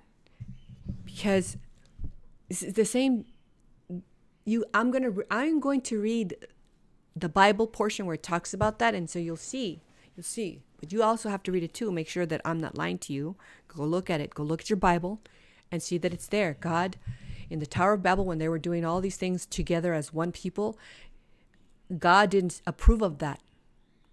He didn't approve of that. There was going to be all too much concentrated power and one little thing. So he separated everyone in their languages and everything. They were spread out everywhere. So that's why all those other nations, they're separate from this nation, distinct, and they have to stay separate and distinct from our nation. We can be friends with this nation or that nation and so forth, but that's it. This nation, that's a nation that bows the knee to God. A nation that belongs to God and bows the knee to God and worships God, loves God, and all the laws in this nation, that for them to be valid, they have to not be against God's laws. They cannot, in other words, in the ways, they have to be in pursuance of God's laws. Just like any legislation written under the constitutions, which the constitutions have the common law, they're exemplary of the common law, and they have common law written in them, then any legislation that gets written to help carry out the tasks we hired them to do in writing, that legislation cannot be written in a way that attacks the constitutions or attacks God and his laws. They have to be in pursuance of the constitutions. So they have to pursue those constitutions constantly, making sure they are following those constitutions, pursuing them quickly, running right after those constitutions, doing everything that's written there. And anything they write that's not in pursuance of those there are constitutions and is not in pursuance of God's laws, that's void, as though it does not exist at all in this planet. And it doesn't. It has no force of law, no force at all, nothing. They cannot be used at all. And whoever uses them, they're liable for that. Okay, remember, common law is for the people. If you have a case going on right now for you, insist that your attorney, if you hired an attorney and you hired him and you don't want to fire him, if you want to insist on getting their help, I challenge you to do this. Tell them to make sure that they defend your rights the highest way possible using the constitutions, using your rights written in the Constitution. Watch, they're not going to want to do that. I am imagining they're not going to want to do that. But you test it out. Go try it out. See if they do. And make sure that they never use a single statute or code in your case, and see if they do. See if ask them, tell them, I need to have a jury of my peers. It's already free to me, guaranteed free to me. I don't have to pay a cent for a jury to go there in my trial by jury. And see if they're going to say, oh, well, you got to pay a little extra. It's going to cost you more. No, it shouldn't cost you more. It's supposed to be free already. It's guaranteed in the constitutions. Just find out and see and get an idea who in the world you're trusting your life with. You're trusting the bar member with your future, what's going to happen to you in the law there. Just ask these questions and find out if they're going to do it, and what excuse they use. Maybe they're a good bar member and they do use the common law for you, for the people. and you make sure that your rights are not trespassed, which are written in the constitutions, and also the ones that are not written. Otherwise, it's just all toilet paper. If they use statutes, that's toilet paper laws. They're not for the people, okay? Remember, statutes, rules, regulations, codes, policies, edicts, mandates, mumbo jumbo, that's all toilet paper laws, and they're not for the people. If they take something from you, anything at all, without a trial by jury, and the full menu, like when you go to dinner and you have, it's a dinner, it's not just a little brunch, it's a dinner, and you're going to get the full meal. You're going to get the bread and the side dishes and the salad, and you're going to get all your desserts, whatever you want, and your special drinks and your water and everything, your bread with butter and whatever you want, right? Whatever, your full entire meal. Just think of that. You get the full menu, the full rights whenever you have a controversy over property. And it does not matter the amount of money at all, because it's your property. Because in one state, you'll see in one state they'll have a particular amount of money. In another state they'll have another different amount of money. That if it's a controversy over this amount, another one is over that amount. You have the right, remember, your rights that are not written, the not enumerated rights. And in your rights that are not enumerated, you certainly can have it. It doesn't matter how much money it is. It doesn't matter how much money. It's as long as it's your property, they can't take it. Remember, all your rights are your property. Everything you own is your property. Your body, that's your property. Your cells, they're your property. Your functioning, ability to function, breathe, your functionality of your body and the needs of your body, that's your property. No one can say you're not allowed to breathe. You'll die. They're taking away your life. And if you need a lot of air, a lot of good fresh air, then you have a right to that lot of fresh air. They can't say, no, you can only have this amount or that amount of air. No.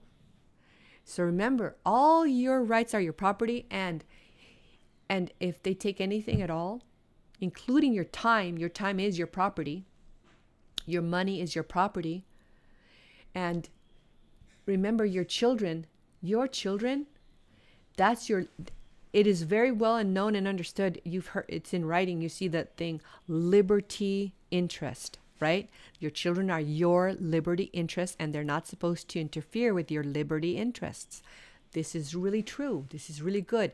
And I'm going to say even further, that is an inherent right, because God, the boss of all creation, the head top man, the God of Almighty that creates everything, that created everything that is created, it was his choice to have you be mom and you be dad, each of you, right, to this child.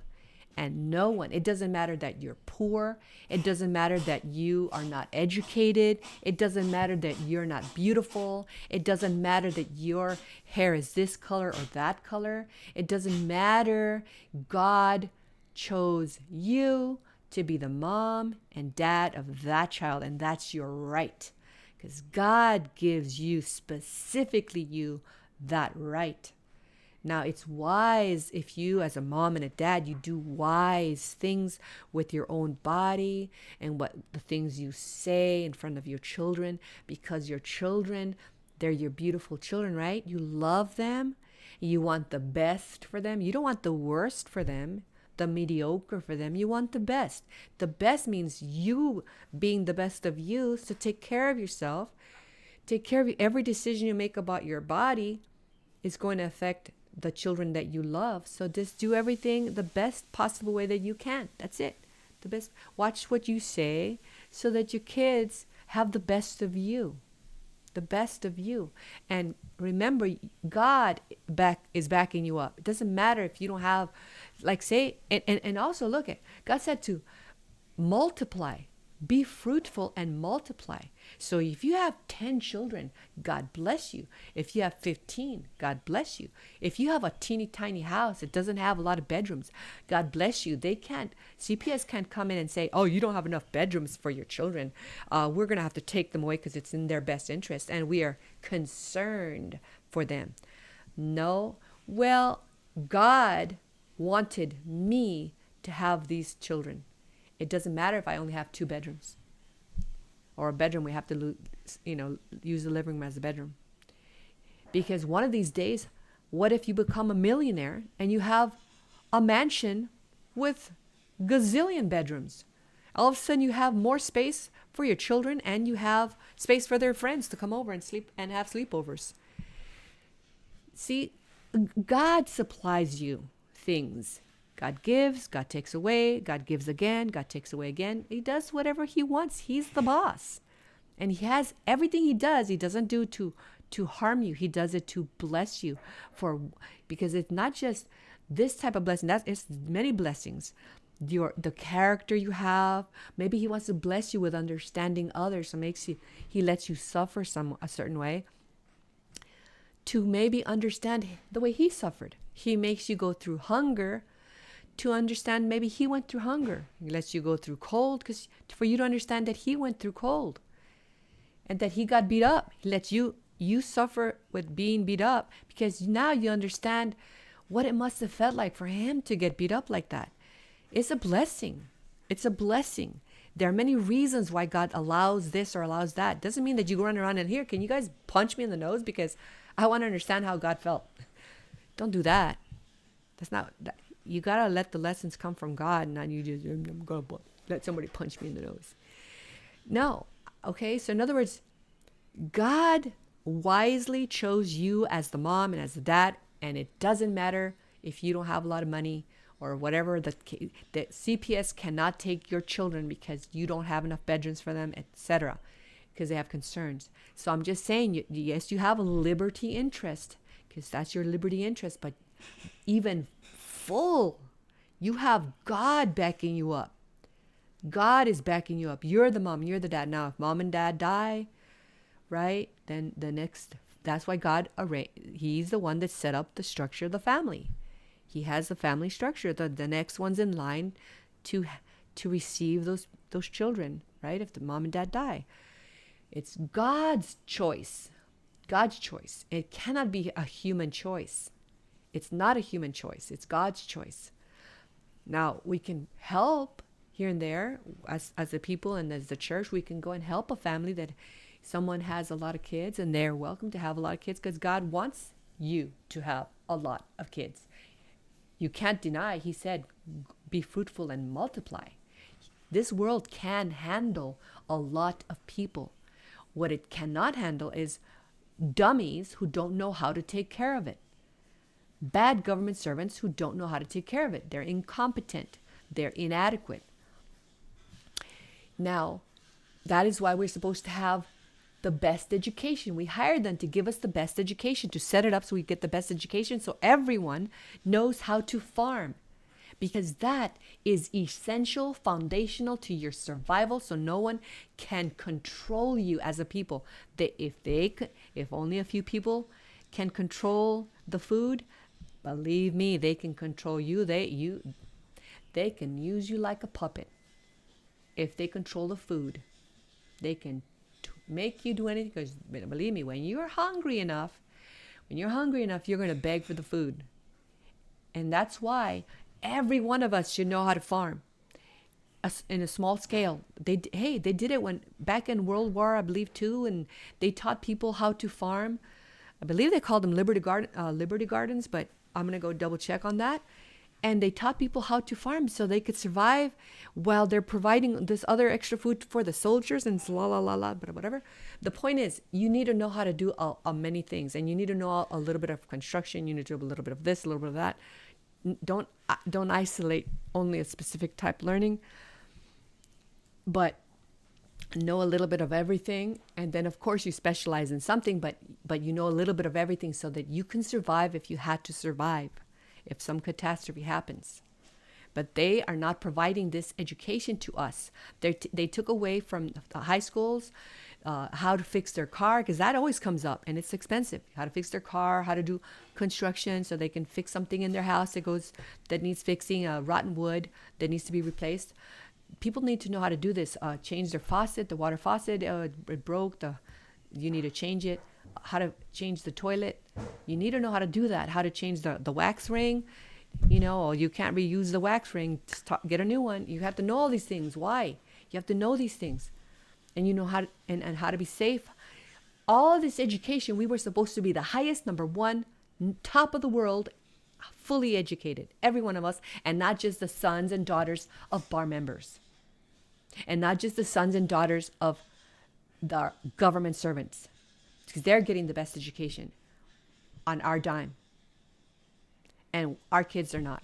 Because they make the schools really far, or they make it really dumb lessons where it's wasting their time. Instead of giving them, look, this is what you're going to learn and you're going to get out of this class. This is what you need to memorize. These are the foundational, and make it real clean, clear cut. This is what you need to memorize. And this is the background information, what you need to have to support what you're memorizing.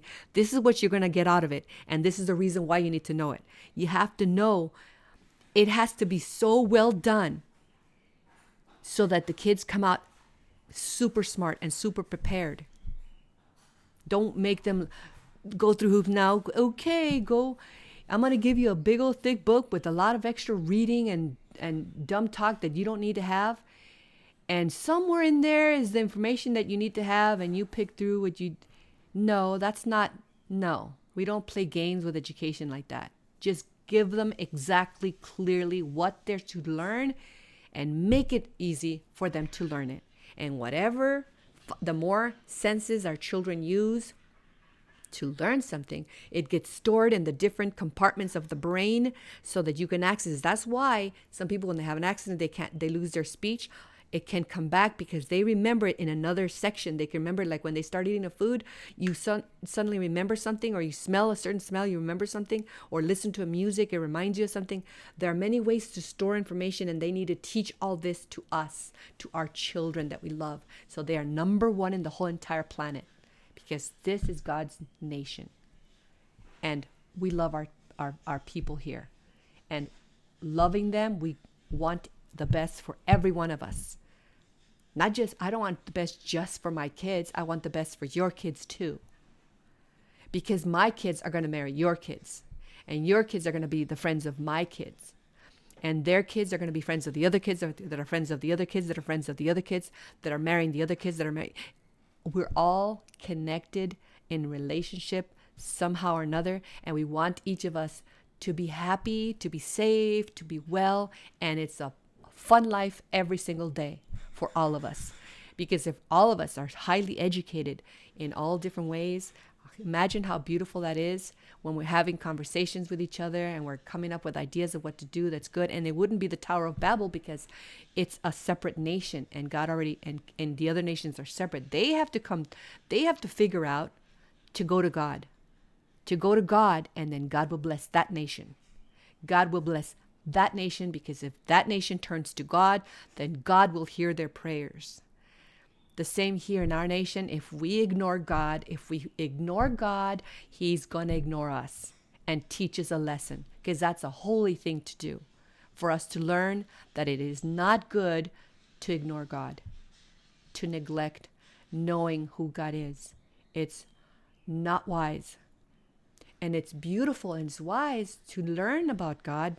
Learn every day a little bit more, because, we have to learn we have different abilities right now. Our brains, some brains have been damaged by this or that, or pollutions and all these different things. So not all of us have the same capacity for learning, but we do have capacity for learning, but not just the same. Some are quick, some are medium, some are slow.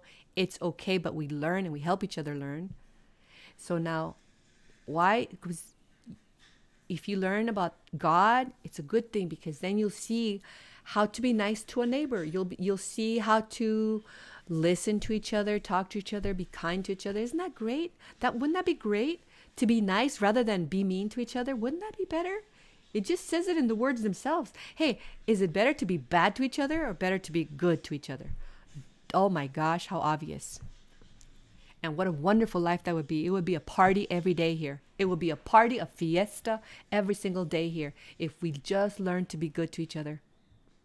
And how can we do that if we neglect God's word? Because that's where he teaches us how to be good to each other. And whatever we learn, now we go in and use it because we've learned it. And the same with education. The government servants were supposed to get the best, set up the best schools and education for all of us, for our kids. And it had to include the moral values, the moral lessons in morality, to say, and yes, this is sidetracking a little. In other words, if you're a Christian, you would not be wearing a two-piece swimsuit. But if you are, and you didn't read the Bible enough to really put in your understanding to understand, you're not allowed to wear a two-piece swimsuit or swimsuit where you could see your rear end, right? You can wear a swimsuit that covers your baby feeders, right? And it covers your rear end because that's provocative. It provokes thoughts on people, and it's not fair. It's not right to provoke teenagers to be staring at your naked butt, right? That's not moral. That's not good, and that's against God. So you wear shorts. You don't have to be wearing a full body covering. That's not how it is. Just you wear shorts, nice shorts that the part that sits on a chair, you can see, oh, that's the part you cover. Oh, the part that where you nurse the babies, you cover that. Like little peekaboos. Peekaboo, I see you. Oh, they're seeing you too. That's not moral, all right? It's not, you don't wear a big old tent on your whole body. That's extreme, and that's not good. That's not how God, if you read the Bible. But you got to understand to be moral, to have moral values, to be nice to the girls be nice to the men and be modest, and the guys be nice to the girls and be respectful. You have to teach that when they're growing up. And they're growing up, they're in school. The teachers are teaching them whatever they're teaching them, and they're not teaching them what they need to be teaching them, are they? So that's what I'm saying, that they're failing in the education system. What they're not doing what we hired them to do. So now this nation remembered God, and this nation prayed to God. Our people prayed to God. God is answering. He hears our prayers when we turn to him. We have to turn to him, or else we are going to get a big lesson from God. So encouraging us to remember him, because he will be honored and every knee will bow. Okay, back to what I was, this also, which is, I didn't say something that was not important. I said something that was very important for all of us to know. But I'm going to continue on with now foreclosures, rulings that are in court-like procedures, incarcerations with use of statutes that are against our constitutions. All of those are void.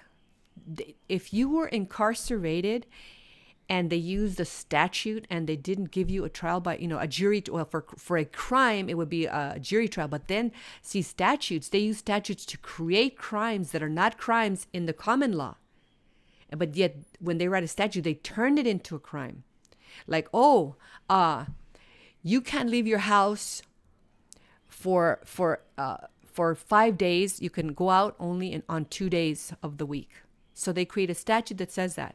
And, you were found breaking the law. You were out of your house on 3 days and instead of only the 2 days. See, that's against the common law. We're free to go we're free to go outside.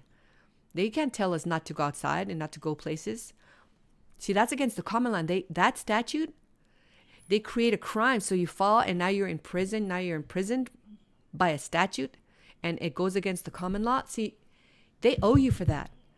They owe you big for that, because you suffered being in a prison. You suffer there. That's why putting someone in prison is not just, it can be done recklessly. It has to be carefully done to make sure that the person is really guilty of committing a crime that's against the common law. That's the common law considers it to be a crime, like murdering someone, for example. You have to be incarcerated, and if you murder, you actually need to be put to death. because that's in the Bible. That's in the Bible. You have to be put to death if you murder someone. So that's in the Bible. It's sad, isn't it? But it's true. It's sad for the one that got murdered. They don't have a lot of things. Everything got taken from them. The future, the present, everything got taken from them, from the murdered someone. So that's what I'm saying. If there's a statute, they put you, you weren't supposed to turn right on Tuesdays in this street corner, and you got a ticket, or you got arrested for doing that and this and that, and you resisted arrest because you looked funny at them or whatever they could make up on against you, and no witnesses, and they anyway. So in other words, you're put in prison with statutes that are not in pursuance of our constitutions, that they owe you redress of grievance for that wrong done to you. So you got to remember that, right? You have to remember that. So anything against or contrary to the laws of God, of the Christian religion, that's all void. All of it's void. So in our nation, every single state and the federal government, everything, all government has to be in the form of a republic in form. And you've heard both Republican. So a Republican form, Republican in form. In other words, not a democracy. And you'll see that lie being spread, that it's a democracy, because they use the little tiny section that, well, look at everyone votes and, participates in elections, and that's a democratic process. And then they try to make you believe that it's the whole government has to be a democracy. And that, see, in a republic, it is clear and understood that the people remain sovereign, that they have all political power, all of it, and that there's a structure that everybody is in agreement that this is what is in that nation. It's a republic. But in a democracy, you elect rulers. And then the rulers can do whatever they want, and all of a sudden you'll one day wake up and find that there's a tyrant ruling over you that then decides to be a monarch, or decides to whatever, you want a Napoleon that just decides to just take over? Smart guy, but not very nice, right? So anyway, that's what I'm saying. It's Republican form where the people are the boss. That's why you'll notice that a lot of bar members and the media, they want to constantly say, that we live in a democracy. Oh, it's not good for our democracy. Oh, our democracy this and democracy that, because they want to sell you the idea so you can accept it, so they can rob you. All right. So remember that. So that in a republic form of government, that's where in a republic form of government, that's where that's where you have your most protections as the people. That's why they don't want that. So here's another one. Okay, this is an important one to know, that bar members have no authority by the people to block communications between the people and the people's servants. If they do, then the bar members are third-party interlopers. They're interfering with the contract, because the government servants are bound by contract, and they are to be responsive to the people. And if we correspond with our government servants and the bar members interfere with that communication, they have no business there. We never authorized our government servants to have such people there interfering with us. They are our servant. It's like we hire a maid, and the maid then decides to, with her pay, or actually because we hire this maid and we give them it's a butler, we give them access to this account so they can buy our champagne for our parties and have everything ready.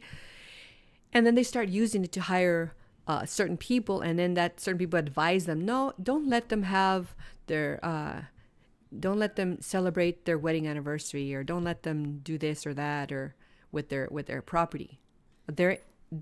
And we write to them, prepare our house, we're coming home from the vacation, get it all ready. And then that one they hired interferes with that communication. Nah, don't get the place ready.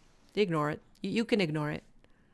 Really, I can ignore it? The servant says. Yeah, you can ignore it. And then when the owner gets home and sees that nothing was prepared for them for their arrival, and well, the one I hired told me I don't have to listen to that. I don't have to do that. Really? They're interlopers. They're interfering with the contract. Another thing is that you can have servants removed without waiting for elections the moment the people's safety or happiness is in danger. You don't have to wait to get your butt run over. Excuse me, I really shouldn't have said that. Sorry. Your buttocks. Your buttocks run over, because your derriere, your gluteus maximus run over. You don't have to wait to be harmed. You don't have to wait to be harmed. If there's danger that you might be harmed, like the danger in the border, they might come over here and you know that in other countries they actually have a business to kidnap people, and that is an actual business, and they cut off an ear or a finger to show the people that you have to give me this ransom. You have to give me $50,000 if you want to see your loved one again, and here's their ear so you know it's them. There's a business. They do that, and they want that culture to come into our nation. We don't want that culture here. So that's creating danger for us, and we can remove them from maladministration on the ground that they're first of all, they're not securing the border quickly enough. They're endangering us. That's cause enough for all of them to be removed. All of them can be removed for not protecting us against the danger of something, the danger of our safety. So it's the danger of maladministration. They're administering their duties and obligations. They're doing things wrong. They're not being effective. So they need to be removed and allow someone else who will be effective, who will be adequate. All right. So another thing to remember is that they can be removed for being inadequate. You saw the words being inadequate. That's maladministration if they're inadequate. Okay, and I gave you the example that they must be responsive. I explained that they need to be responsive, and that's important. That the constitutions are exemplary of the common law. See, because it doesn't cover all the common law. A lot of it is written in our constitutions, but that's not the totality of it. So remember that. So the common law is foundational in this nation, and legislation further wrote it to be so. They, because at a certain time, there was a time when they were obeying us, and they wrote a legislation. The common law is, it has to be used in all the courts. Yeah, they're right, because they were obeying us at that time. But now they kind of saw that, right, this is the right time. The people, they don't know anything. They don't really know anything. So now it's the time. Now it's our chance to strike for a checkmate and take them completely over. They don't know anything, and they're not even interested in finding out, what their real powers are. So this is the time for us to strike. See, you have to know what your powers are. You have to know what they are allowed to write in legislation and what they are not allowed to write in legislation.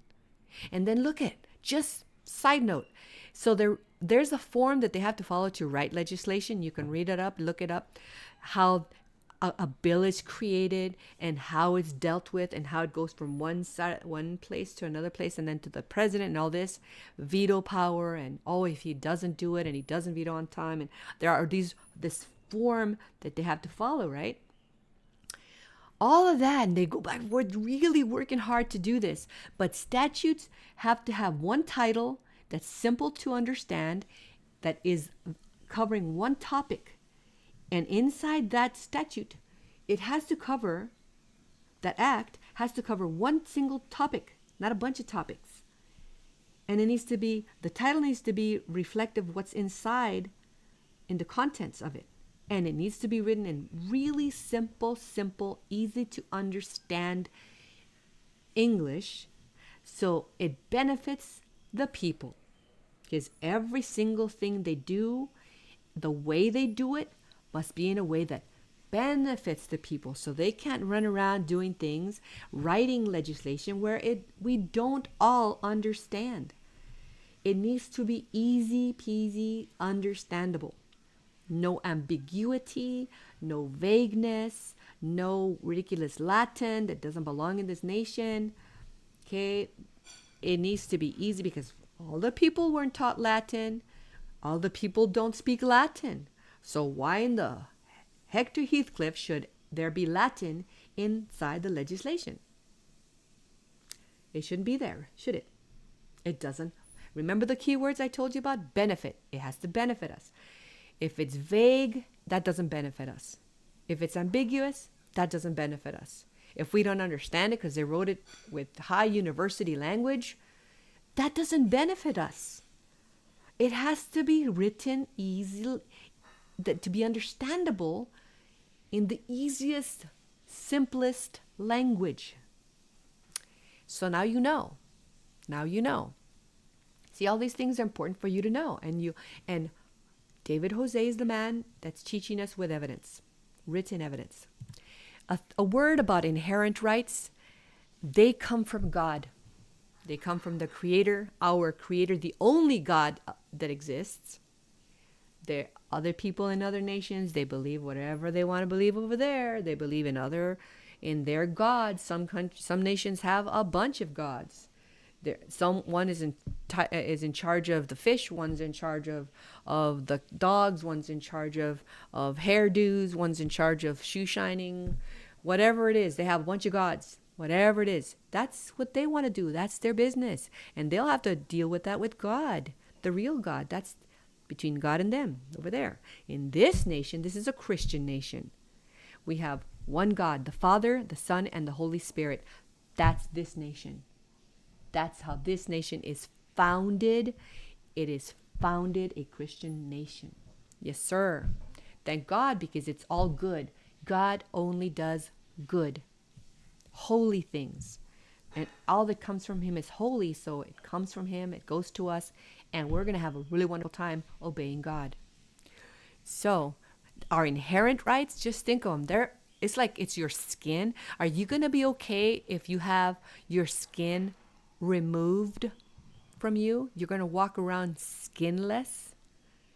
You're going to get a lot of infections like that, and it's going to be hard to sit down or go to bed without skin, right? That's like your inherent rights. That is inherent rights were given to us by God because we are created in God's image and created in his likeness, and that's royalty of the highest kind.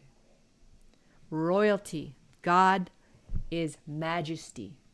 So we are created in his image, and we need to be treated and treat each other accordingly regarding that. You're treating someone a certain way, and he or she is in the image of God, and you must treat them nicely, lovingly, kindly. You cannot rob them. You cannot beat them. You cannot go and attack them. You can't do it because they're created in God's image. But there are some who reject that wonderfulness. But that's where inherent rights come from, because they're inherent. And this is why Adam and Eve, they had inherent rights. And that is why God didn't just automatically just eject them out of the garden instantaneously. They wronged, out. No, he questioned them and allowed them to give an answer for their conduct. He gave them a trial, and it was by jury, because at that particular time, God is everything, isn't he? He's the judge and the executioner. He's the one, because that's the first. He is the one that can do everything, right? Be the jury, be the judge, be the one that summons them, right? He can do that at that time. But you see that there was the beginning of what an example for us. This is how you do it, my children. You don't just go accusing people. You ask them, did you do this? You ask them questions. You ask questions. You give them a chance to give a testimony on their defense, to defend themselves. And then you can see later where Cain and Abel, Cain murders Abel, and Abel's blood cries out to God. Why does Abel's blood cry out to God from the earth, from the ground? And God hears the blood crying out from the ground. And at that time, he didn't say, that I recall, and I'm going to look it up just in case I'm wrong, but I'm going to show it. I don't recall him saying don't murder at that point yet, but it was still wrong that he did murder. That's an inherent right. It's like he took his skin off. It's like he took some part of him that he shouldn't have taken. He took his life. It caused his blood to run freely on the ground. And Abel had the inherent right to live for the duration of time that God decides. And that's his right, is to live as long as God wants him to live. And he has that right. Another man can't say, no, I'm going to cut your life short. Here you go. I'm going to cut your life short. And now they have trespassed against the inherent right to live for the length and duration of time that God deems that it should be. Some people he left 930 years but different years, many years, right? All on. He probably wanted him to live many, many years, like his mom and dad. They lived many years. So he cut it short. He saw fit to interrupt that gift from God. He struck a bearer, the image of God, that bears the image of God, created in the image of God. He struck him down. And that is trespassing against an inherent right, gift of God, clearly stuck to Abel. That's what inherent rights are. They're stuck to you. They cannot. That's why they're called inalienable rights. They cannot be taken away. They can't be taken away. Only God can take those away. So, and with the permission of God, if a man murders another one, now we have God saying so. God saying so. You have permission. Blood for blood. They need to be put down. There's a special way he says it in the Bible. They need to die by the hand of man, and don't have to wait for God to strike that one. He gives us the permission to do that, to go ahead. At that moment, you can go ahead and take that, right? Because I say so. God Almighty says so. So we listen to God. That's why there needs to be the death penalty, because that comes from God saying so. All right. So then you remember all these things. Oh, and that's the same thing why you can't murder a baby in the womb, because God didn't authorize that. God didn't authorize that. And if there's legislation, and even if the wording is in a constitution, if a constitution, which the California Constitution has wording pretending to give permission for people, you have a right to your own body, so it's okay if you murdered a baby. I mean, they say it in their own fancy way, but it's still void. Because why? Because it goes against God's laws. God doesn't want you to murder babies. He creates us in his mind, and he creates us in the womb, and he knows us in the womb. He knits us together. He knows us right there. We're image bearers of his in the womb. It's in the Bible. Check it out. So you can't murder babies, even if it's in a constitution. If it's against God's divine laws, then they're void. They're void. As though they don't exist, exactly as they do not exist. So there shouldn't be any force of law, and whoever follows that, they're guilty. They're accountable for that conduct. And the writers of that, the ones they put, they're guilty. They went against God. They went against the common law. They went against God. They went against divine authority. They're wrong, and it's void. So next thing you need to remember too is that that they swore to protect the people's rights as a whole and also as individual rights, right? So it doesn't matter how many go against individual rights, government must protect individual rights and cannot write against them. So you know that. So government cannot pick and choose which contract terms to obey and which to disobey. They must comply with all of the terms. And remember, if you read the constitutions, you will discover that there's a term that says there are mandatory terms and prohibitory terms. So you have to know what that is. You got to read in there and equip yourself with knowledge, because that's what you're going to need to keep your family safe and to be happy.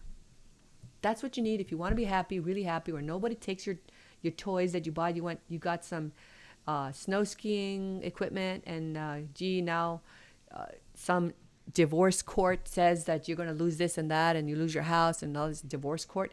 That's not constitutional due process. A divorce court, that's not constitutional due process. So whatever ruling that comes out of one of those courts that's not a true court of record, that doesn't apply to the people. It's void, and that has no force of law. So they owe you your house that had your jet skis in the garage. So you can't go to, whatever, jet skis for the water or snow skis, whatever it is you had in your garage, and took it all because you had nowhere to take it. You had to go to an apartment. They owe you for that because you did. You tell me, did you have a court of record? Did you have jury of your peers? Did you? And did they if they offered for you to waive it, did they do it in open court, in public? And did they specify every detail that you need to know that, gee, buddy, if you waive your constitutional rights that are free to you already, you're just think of yourself as laying down on the floor and you're sprouting grass all over you, and here comes the lawnmower, and that's what's going to happen to you, because you're not going to have the best protections. You're going to have the worst protections of all your rights. Would you like to waive the highest protections? Would you like to waive that, where you will be utterly you're going to lose in one form or another? So would you like to waive it now, knowing that you don't have to waive it because it should be free to you, that everything when you seek justice in courts has to be free to you and quick, speedily, justice, public, right? You want to waive all that? So if you still want to waive all that, there's something wrong with you. And yeah, okay, but it's your choice though. It's okay. At that point, when they give you full disclosure, if you really want to waive what you don't need to waive and what is free to you, if you really want to waive it, that's up to you. And they have to tell you this in open court so that everyone knows they really did tell you that they owe you constitutional due process. Would you like to waive it? Because it's not the best form of security for your rights. It's not the best. It's really the worst. And would you like to waive what's already guaranteed to you? And they have to do it in public, in the court, so everybody can hear that you really did get full disclosure. If they didn't give you full disclosure in an open court where everybody can hear that, yeah, they explained it really clearly that what they're giving up, and they still wanted to give it up.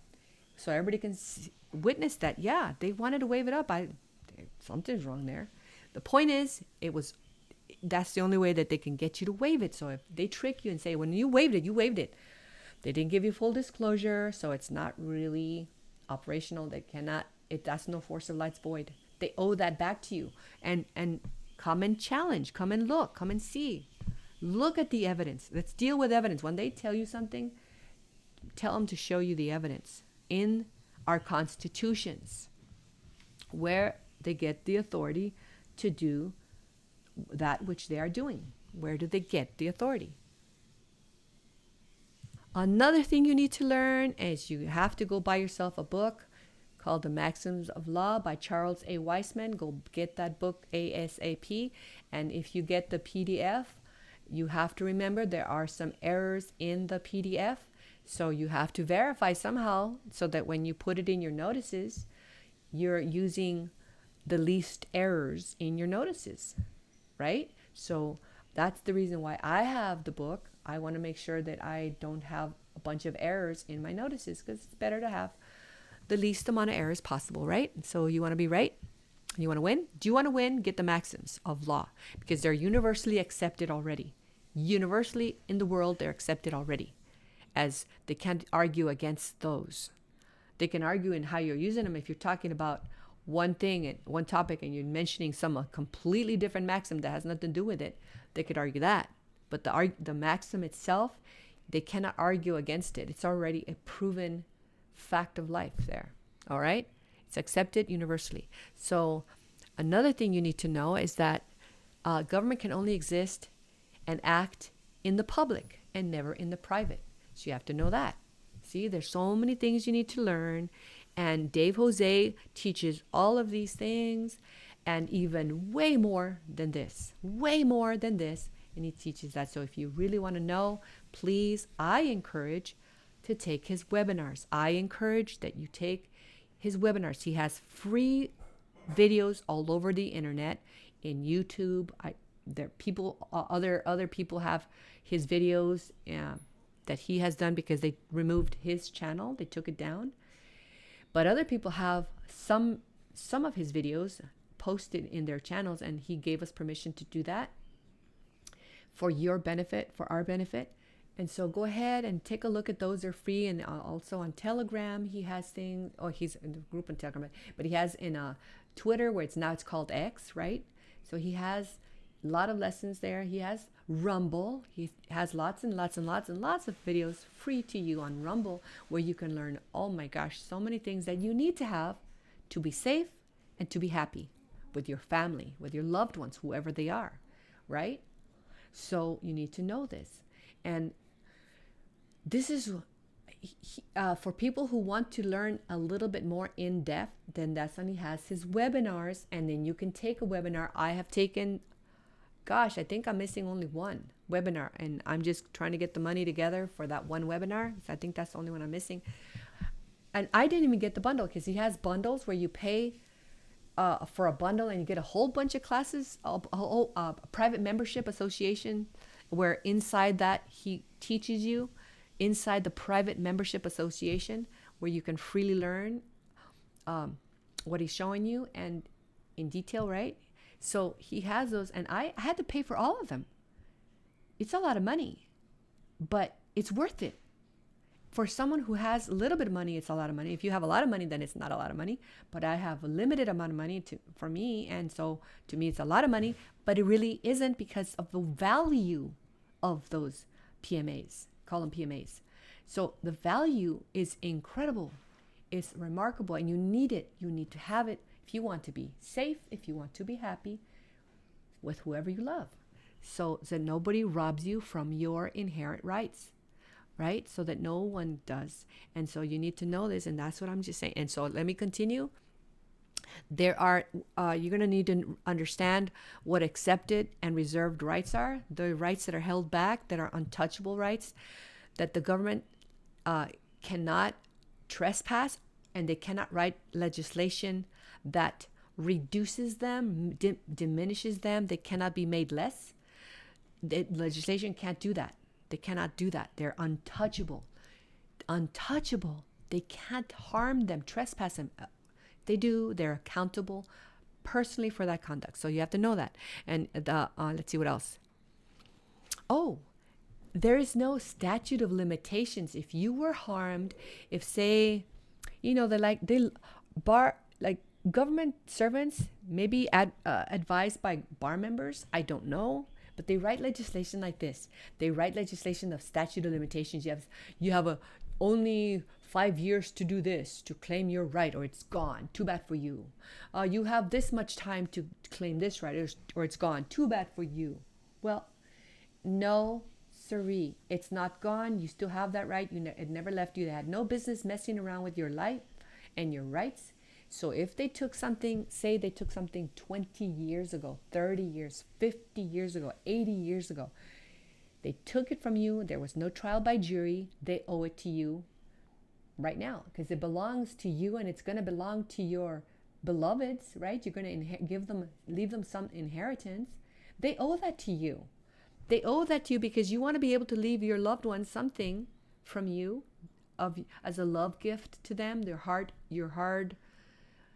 efforts in your life. You worked hard, you saved to have something, and you love them, so you want to give them a love gift to your children, not to bar member children and not to government children. They have their mama and their papa over there. They need to do things lawfully to accumulate that wealth, but they can't do things unlawfully. And we do things lawfully, and we accumulate a little pile of something good. We want to give it to our kids, to our loved ones, to whoever we want, right? Whoever it is you love. And then some bar member or a government servant, they assist each other, and they take your stuff, and now it goes to their kids. Don't you feel wronged? Eeks, I do. I feel wronged. I feel really wronged. It feels bad to be trespassed against. And so they owe you, no matter how old it is. There's no statute of limitations. You can go ahead and give them notice so they know what laws they're breaking in the contract. And for them, you give them instructions. You have a right, inherent right, protected right to instruct them to give you back your stuff. And then give them time to do it. This is Dave Jose teaches us how. And then if they don't respond, you give them an affidavit, right? Sometimes you can go straight to an affidavit. Sometimes you can give them the notice by affidavit when they already harmed you, because that is enough. You're giving them in the notice by affidavit where it gives you, oh, look, these are the laws that are being broken against me, and these are my guarantees, constitutional guarantees. Go ahead and give me redress of grievance and restore me. Give me back my property. Give me back my house. You have X amount of time to give it. If you fail to give it, then you owe me for every day that you do not comply with the terms of the contract and discharge your duties and obligations faithfully and completely, which means restore the people, give them a redress for the wrongs they've suffered. And they have to go and reach out to you and make it easy for you so that you are not further harmed with all these loopholes, and then you got to do this. No, they shouldn't have messed with you to begin with. They have to make it easy for you and reach out to you and your house was taken without a trial by jury. Oh no, please let me help you. Let's get okay, guys. Let's go. This is one of the people, and their house was taken without a trial by jury. It was taken in a court that was not a court of record, and statutes were used, or codes were used, or they went through foreclosure and or it was taken by the bank again or whatever. There was zero trial by jury in a court of record where the jury of your peers, and they could go on and on speedily, without delay, freely, without being obliged to purchase it. I can go on and on of all the constitutional things that they have trespassed, but you could just name a few. You could just name a big one. Hey, no trial by jury. That should be enough for them to recognize that, oh my gosh, not only did they not get a trial by jury, but it was this and this and this, and they could see all the list of other things that you received as harm. They need to hurry up and restore you. You just need to nudge them. Hey, look at me. I'm being harmed here. I was harmed. This was 50 years ago. You did this. So give it back. And they have to give it back. Now, if it was 50 years ago and someone else lives there, we don't want to, it's going to be pretty sad for them, right? But if it's one of the government that own your house, because a lot of times they sell it to each other, right? If it's sold to a government servant or it went through their hands or went through the hands of a bar member, well, I would say they have to give you that exact house back. Who cares who's living there? The grandchildren of the bar member, the grandchildren of the government servant. That specific house better be returned to you, and the loss of what you could have done if you owned it, and without it being taken, because you could have already reinvested it and had future wealth, more wealth than that, and the enjoyment. They took that too, and the memories you could have had, enjoying it. They took that away too. They took so many ways, and it's their obligation to go ahead and restore you for enough that you're not sobbing anymore. Okay, so, and it's their duty and obligation to do it. It's already right inside the contract. So it doesn't matter. There's no statute of limitations. if you were, say you were raped a long time ago and they didn't give you a trial, a jury trial because they supposed it was crime, and the bar members got together and forced you to agree to a stipulation where you settle outside of court, and if you don't settle, well, they're not going to represent you. They're going to feed you to the wolves and let them go finish tearing you up. So you were afraid and you had to agree, and they didn't prosecute fully the rapist bar member, and so they got away with it together and as buddies. If that ever happened, if that something like that ever happened, you have redress for your grievances there too, because there's no statute of limitations, and you never did get a jury trial, right? Because that's a crime to rape someone, right? If a bar member causes a woman, coerces the rape to be allowed, because otherwise they'll take the children. They frighten them to death. And what parent wants to lose their child, their children? They will agree to losing their arms if they had to, give up their kidneys if they had to. They don't want to lose their children, right? So that's coercion. That's forcing you to accept something that's so bad. Let's stipulate. Let's do a settlement. Let's not go to court. Let's settle out of court. That's not right, and there's no statute of limitations. All right? So that's all of those. If anything similar has happened to you all out there, you have redress for your grievances. They have to take care of it. You just have to mention it to the government servants, and they need to set the wheels in motion and get you restored and make it easy for you so you don't have to have further harm. So remember all these things. And then another thing is that we do not have to wait for a judge to tell us something is or is not unconstitutional. We can handle it outside of courts, because outside of court buildings, what you think of, oh, look at that court building. There are definitions that you need to learn so that you can know more details as to what meanings the government servants are allowing the bar members, and between them and the other, whoever it is, are coming up with these vocabulary terms in statutes, so that they are similar words that they almost sound like those words, what they mean, but if you look into the definition of the word, it really doesn't mean what you thought it meant. It means something quite different. So you don't have to wait for the judge, a servant, to say if this is unconstitutional, because you see it's unconstitutional. You didn't get a trial by jury. That's unconstitutional, and you can say so right there. We don't need the servant to tell us. What if the servant is one of those bad government servants and tells you a lie? There it is, and this is why it has to be public. This is why you have all political power, and you can take care of it. I'm serious. You got to learn. You got to come learn from Dave Jose. He'll explain all the details, lots of details.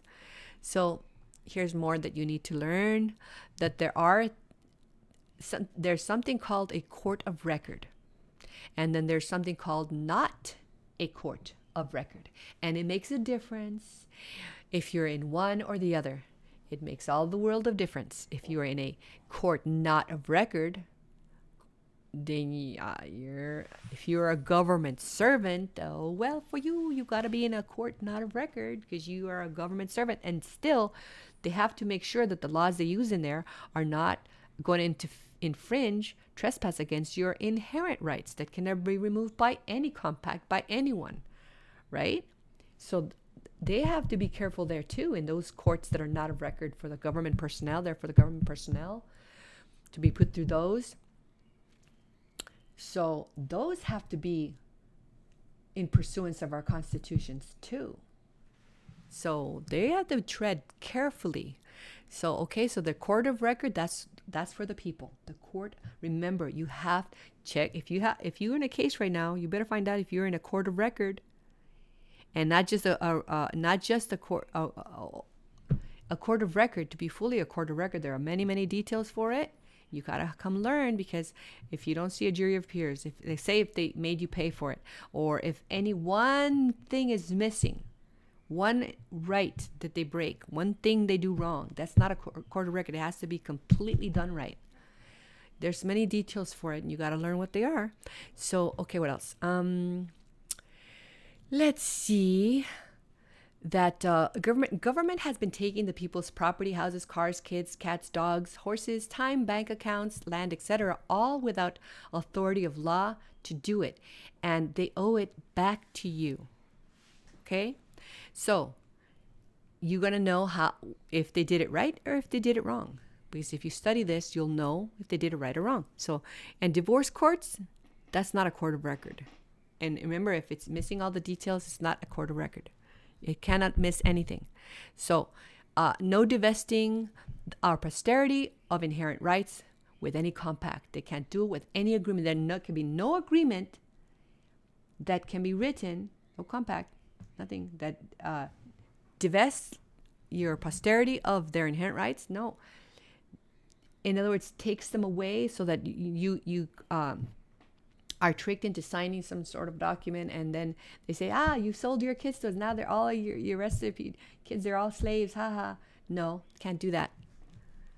They can't be slaves. They'll be told what to do and what not to do, and all this, be governed by servants. No, can't do it. Okay, and remember, there are two types of another thing that you really need to know, two types of due process. One is called, and the one you want, constitutional due process. The one you don't want, if you're one of the people, and then you don't want administrative due process. And that's where a lot of people get tricked, because they're put through things that are administrative due process, things that are court-like. They are like a court, but they're not a court. If something is like a sandwich, but it's just the prop in a movie, you can't bite it, you're going to break your teeth. It's just it looks like a sandwich, but it's just a movie prop for the movies. It's not a sandwich. So it's court-like, but it's not court. It's not the genuine article. Okay, the genuine thing. So you got to remember that. And remember that government received limited grants of authority and not unlimited grants of authority. They're not free to do whatever the world they want. They can only do what is authorized. Remember that. It's limited. Okay, that's another thing you need to know. Another thing is, if government servants overextend their jurisdiction, it is a crime. It's a crime to overextend the jurisdiction. Okay? Here's another thing. Let's see what else I'm going to tell you so that you're loaded full of knowledge that's going to help you. Here's another important thing, and this is what I would not do bar complaints. I would not do judicial complaints. I would not do that because they're not sworn, and I would not do them at all. I would do notices and affidavits. They are for the people with all political power, the highest status in this nation. They are powerful. That's what I would use. See, so you get them right in the crosshairs of the law, right in the crosshairs of the law. And we are not violent. We don't do any violence at all. We just use everything on paper. We put the law, write it on the paper. There it is. And we send it off powerfully, right? That's what we do, peacefully. So all this can be done by grandma, grandpa, grandson, granddaughter, nephews, nieces, uncles, young and old. We can do this, okay? And you can learn it. If it takes you a long time to learn it, so be it, but learn it. It's okay. It's okay. No one's going to make fun of you for taking a long time to learn something. We're just going to, at least whatever I know, I'm going to try to help.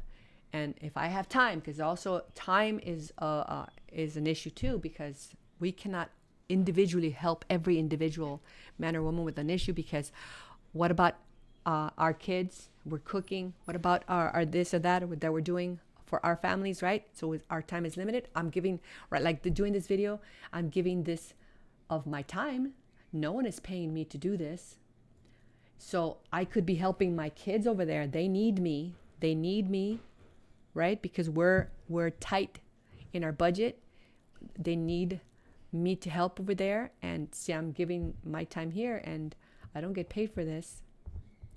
And I'm not complaining about it right now. I'm just saying, I don't get paid for it. So you got to understand that I'm not I can't possibly help everyone. But guess what? Guess what? What I can do, what I can help, I will help. All right? What I can do and what God, and I'll be sincere in recognizing when I can and recognizing when I can't. And then I'll try to say so. I'll say, I'm sorry, I can't. I'm doing this right now. I have these things to do. I can't do it. And when I can, I'm going to tell you, I can do it. I've got time right now. Hurry, let's do it. So I'm going to do it. Okay? Or David, Jose tells me, do this for me. I'm going to stop what I'm doing and I'm going to do it. And my poor little kids, they're going to have to wait for me because this is important. If David Jose is asking me to do something for him, then I'm going to go ahead and unless I'm, I don't know, doing something really, really important, like, something that just cannot, I just can't wait, then I have to do it. But if they can wait a second, my kids, then I'll just go ahead and do what Dave Jose tells me to do because it's important. Whatever he says, ask us to do is really important. So I'm just saying that I can help in Spanish. All of you that speak Spanish, you're from here, you're American, okay? You're American. I can help you if you don't understand quite well in English. I can help you in Spanish. En español, te puedo ayudar en español porque yo hablo español. Entonces yo puedo ayudarte a tratar de que entiendas las cosas para que puedas ayudar a tu familia a protegerla, que estén seguros, que no les pase nada malo, que el gobierno no les quite cosas que no deben de quitarle a ustedes. Yo les puedo ayudar en lo más que yo pueda, ¿ok? Estoy traduciendo también the maxims of law, los máximos de la ley, los estoy traduciendo en español para ustedes. Y cuando acabe, se los voy a leer en español, ¿ok? Eso es lo que yo puedo hacer y quisiera hacer para ustedes. So I'll go on and help some more right here. Remember, there's just so much more you need to know so you can fix all government wrongdoing, okay? And to really protect yourselves from bad government servants, their attacks. And David Jose is the man that can show you what you need to know. And he's sending us out into the world to show you guys also. We're showing you what he's letting us show you. Here we go. We're showing you.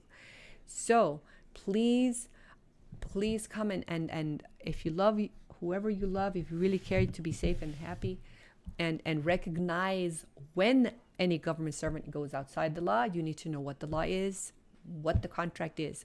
So please, doing nothing is what's going to hurt. That's what hurts people. That's what has been hurting people already for years. The doing nothing. And I understand doing nothing is because we didn't know. We didn't know we could do something. We didn't know that. But now that we're learning this, now that we know we can do something, let's do it. Let's do it together. Remember, we're over 330 million Americans. Over 330 million Americans, and we don't need that border open, and you can say so. As one of the people, you can say so. Their government servants have to obey you. If 330 million Americans tell our government servants, command them, instruct them and command them, then they have to really, are they going to have a choice? Are they going to be able to continue disobeying the way they're disobeying? Are they going to be able to continue being mischievous? If all of us know, and you have your sons and daughters, your relatives in the military, they're one of the people too. They're one of the people. All those military men and women, when they're one of the people too, when out in their capacity, when they're serving their governments, they're servants, right? They chose to be servants. And so they're serving their time for protecting their nation. But if they knew the law, the real law, and understood that everything has to be in pursuance of our constitutions, they would understand when something is being done correctly and something is being done incorrectly against the law, right? They would recognize. Thing is, people were not being taught, and you can imagine why they were not being taught. And so now spread the word, okay? There are many more goodies for you to learn, many more things that you need to know.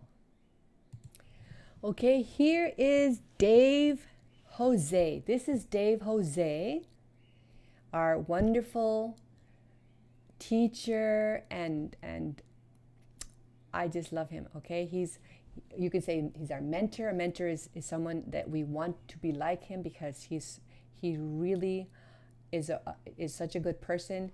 He believes in God, really believes in God, and not just believes in God. It's good. He loves God.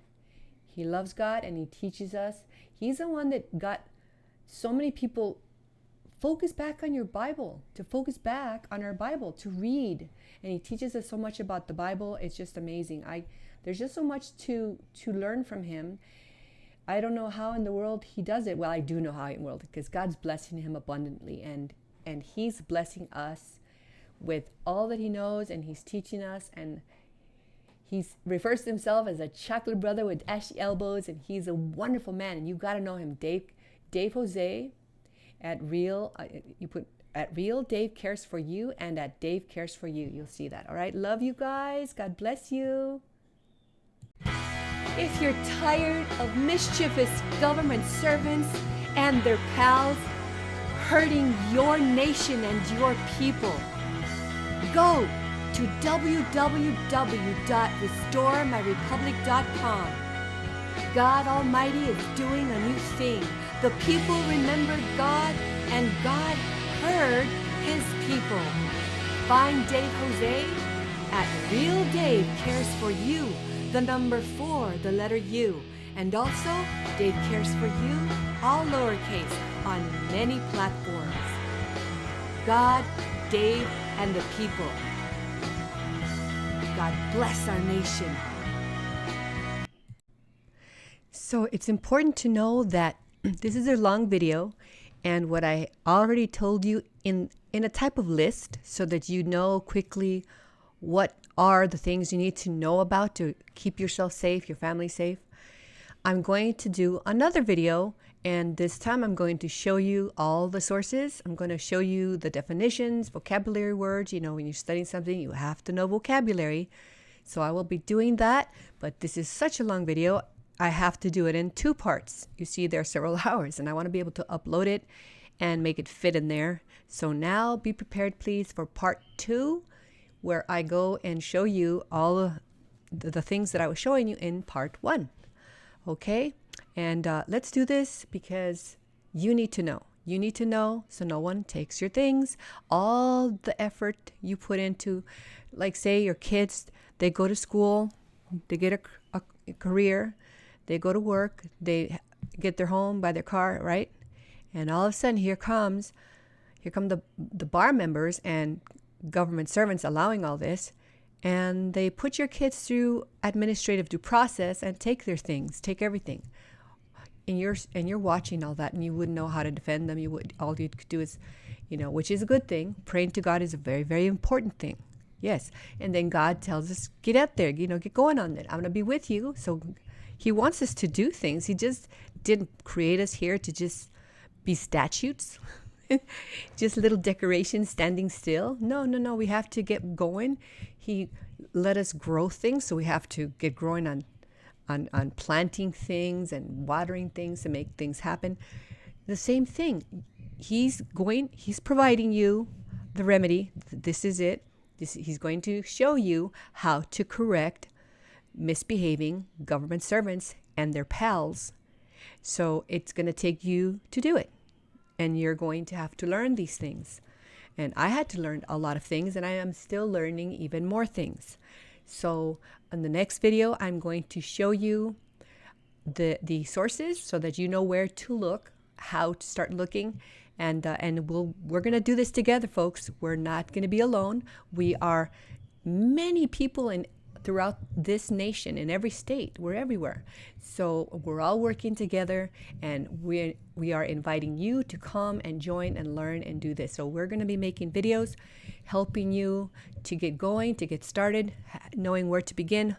And also, you remember, there's a flood of information out there. So you have to have someone to help guide you and tell you, okay, now look at this document, now look at that document, because that's what Dave had to do.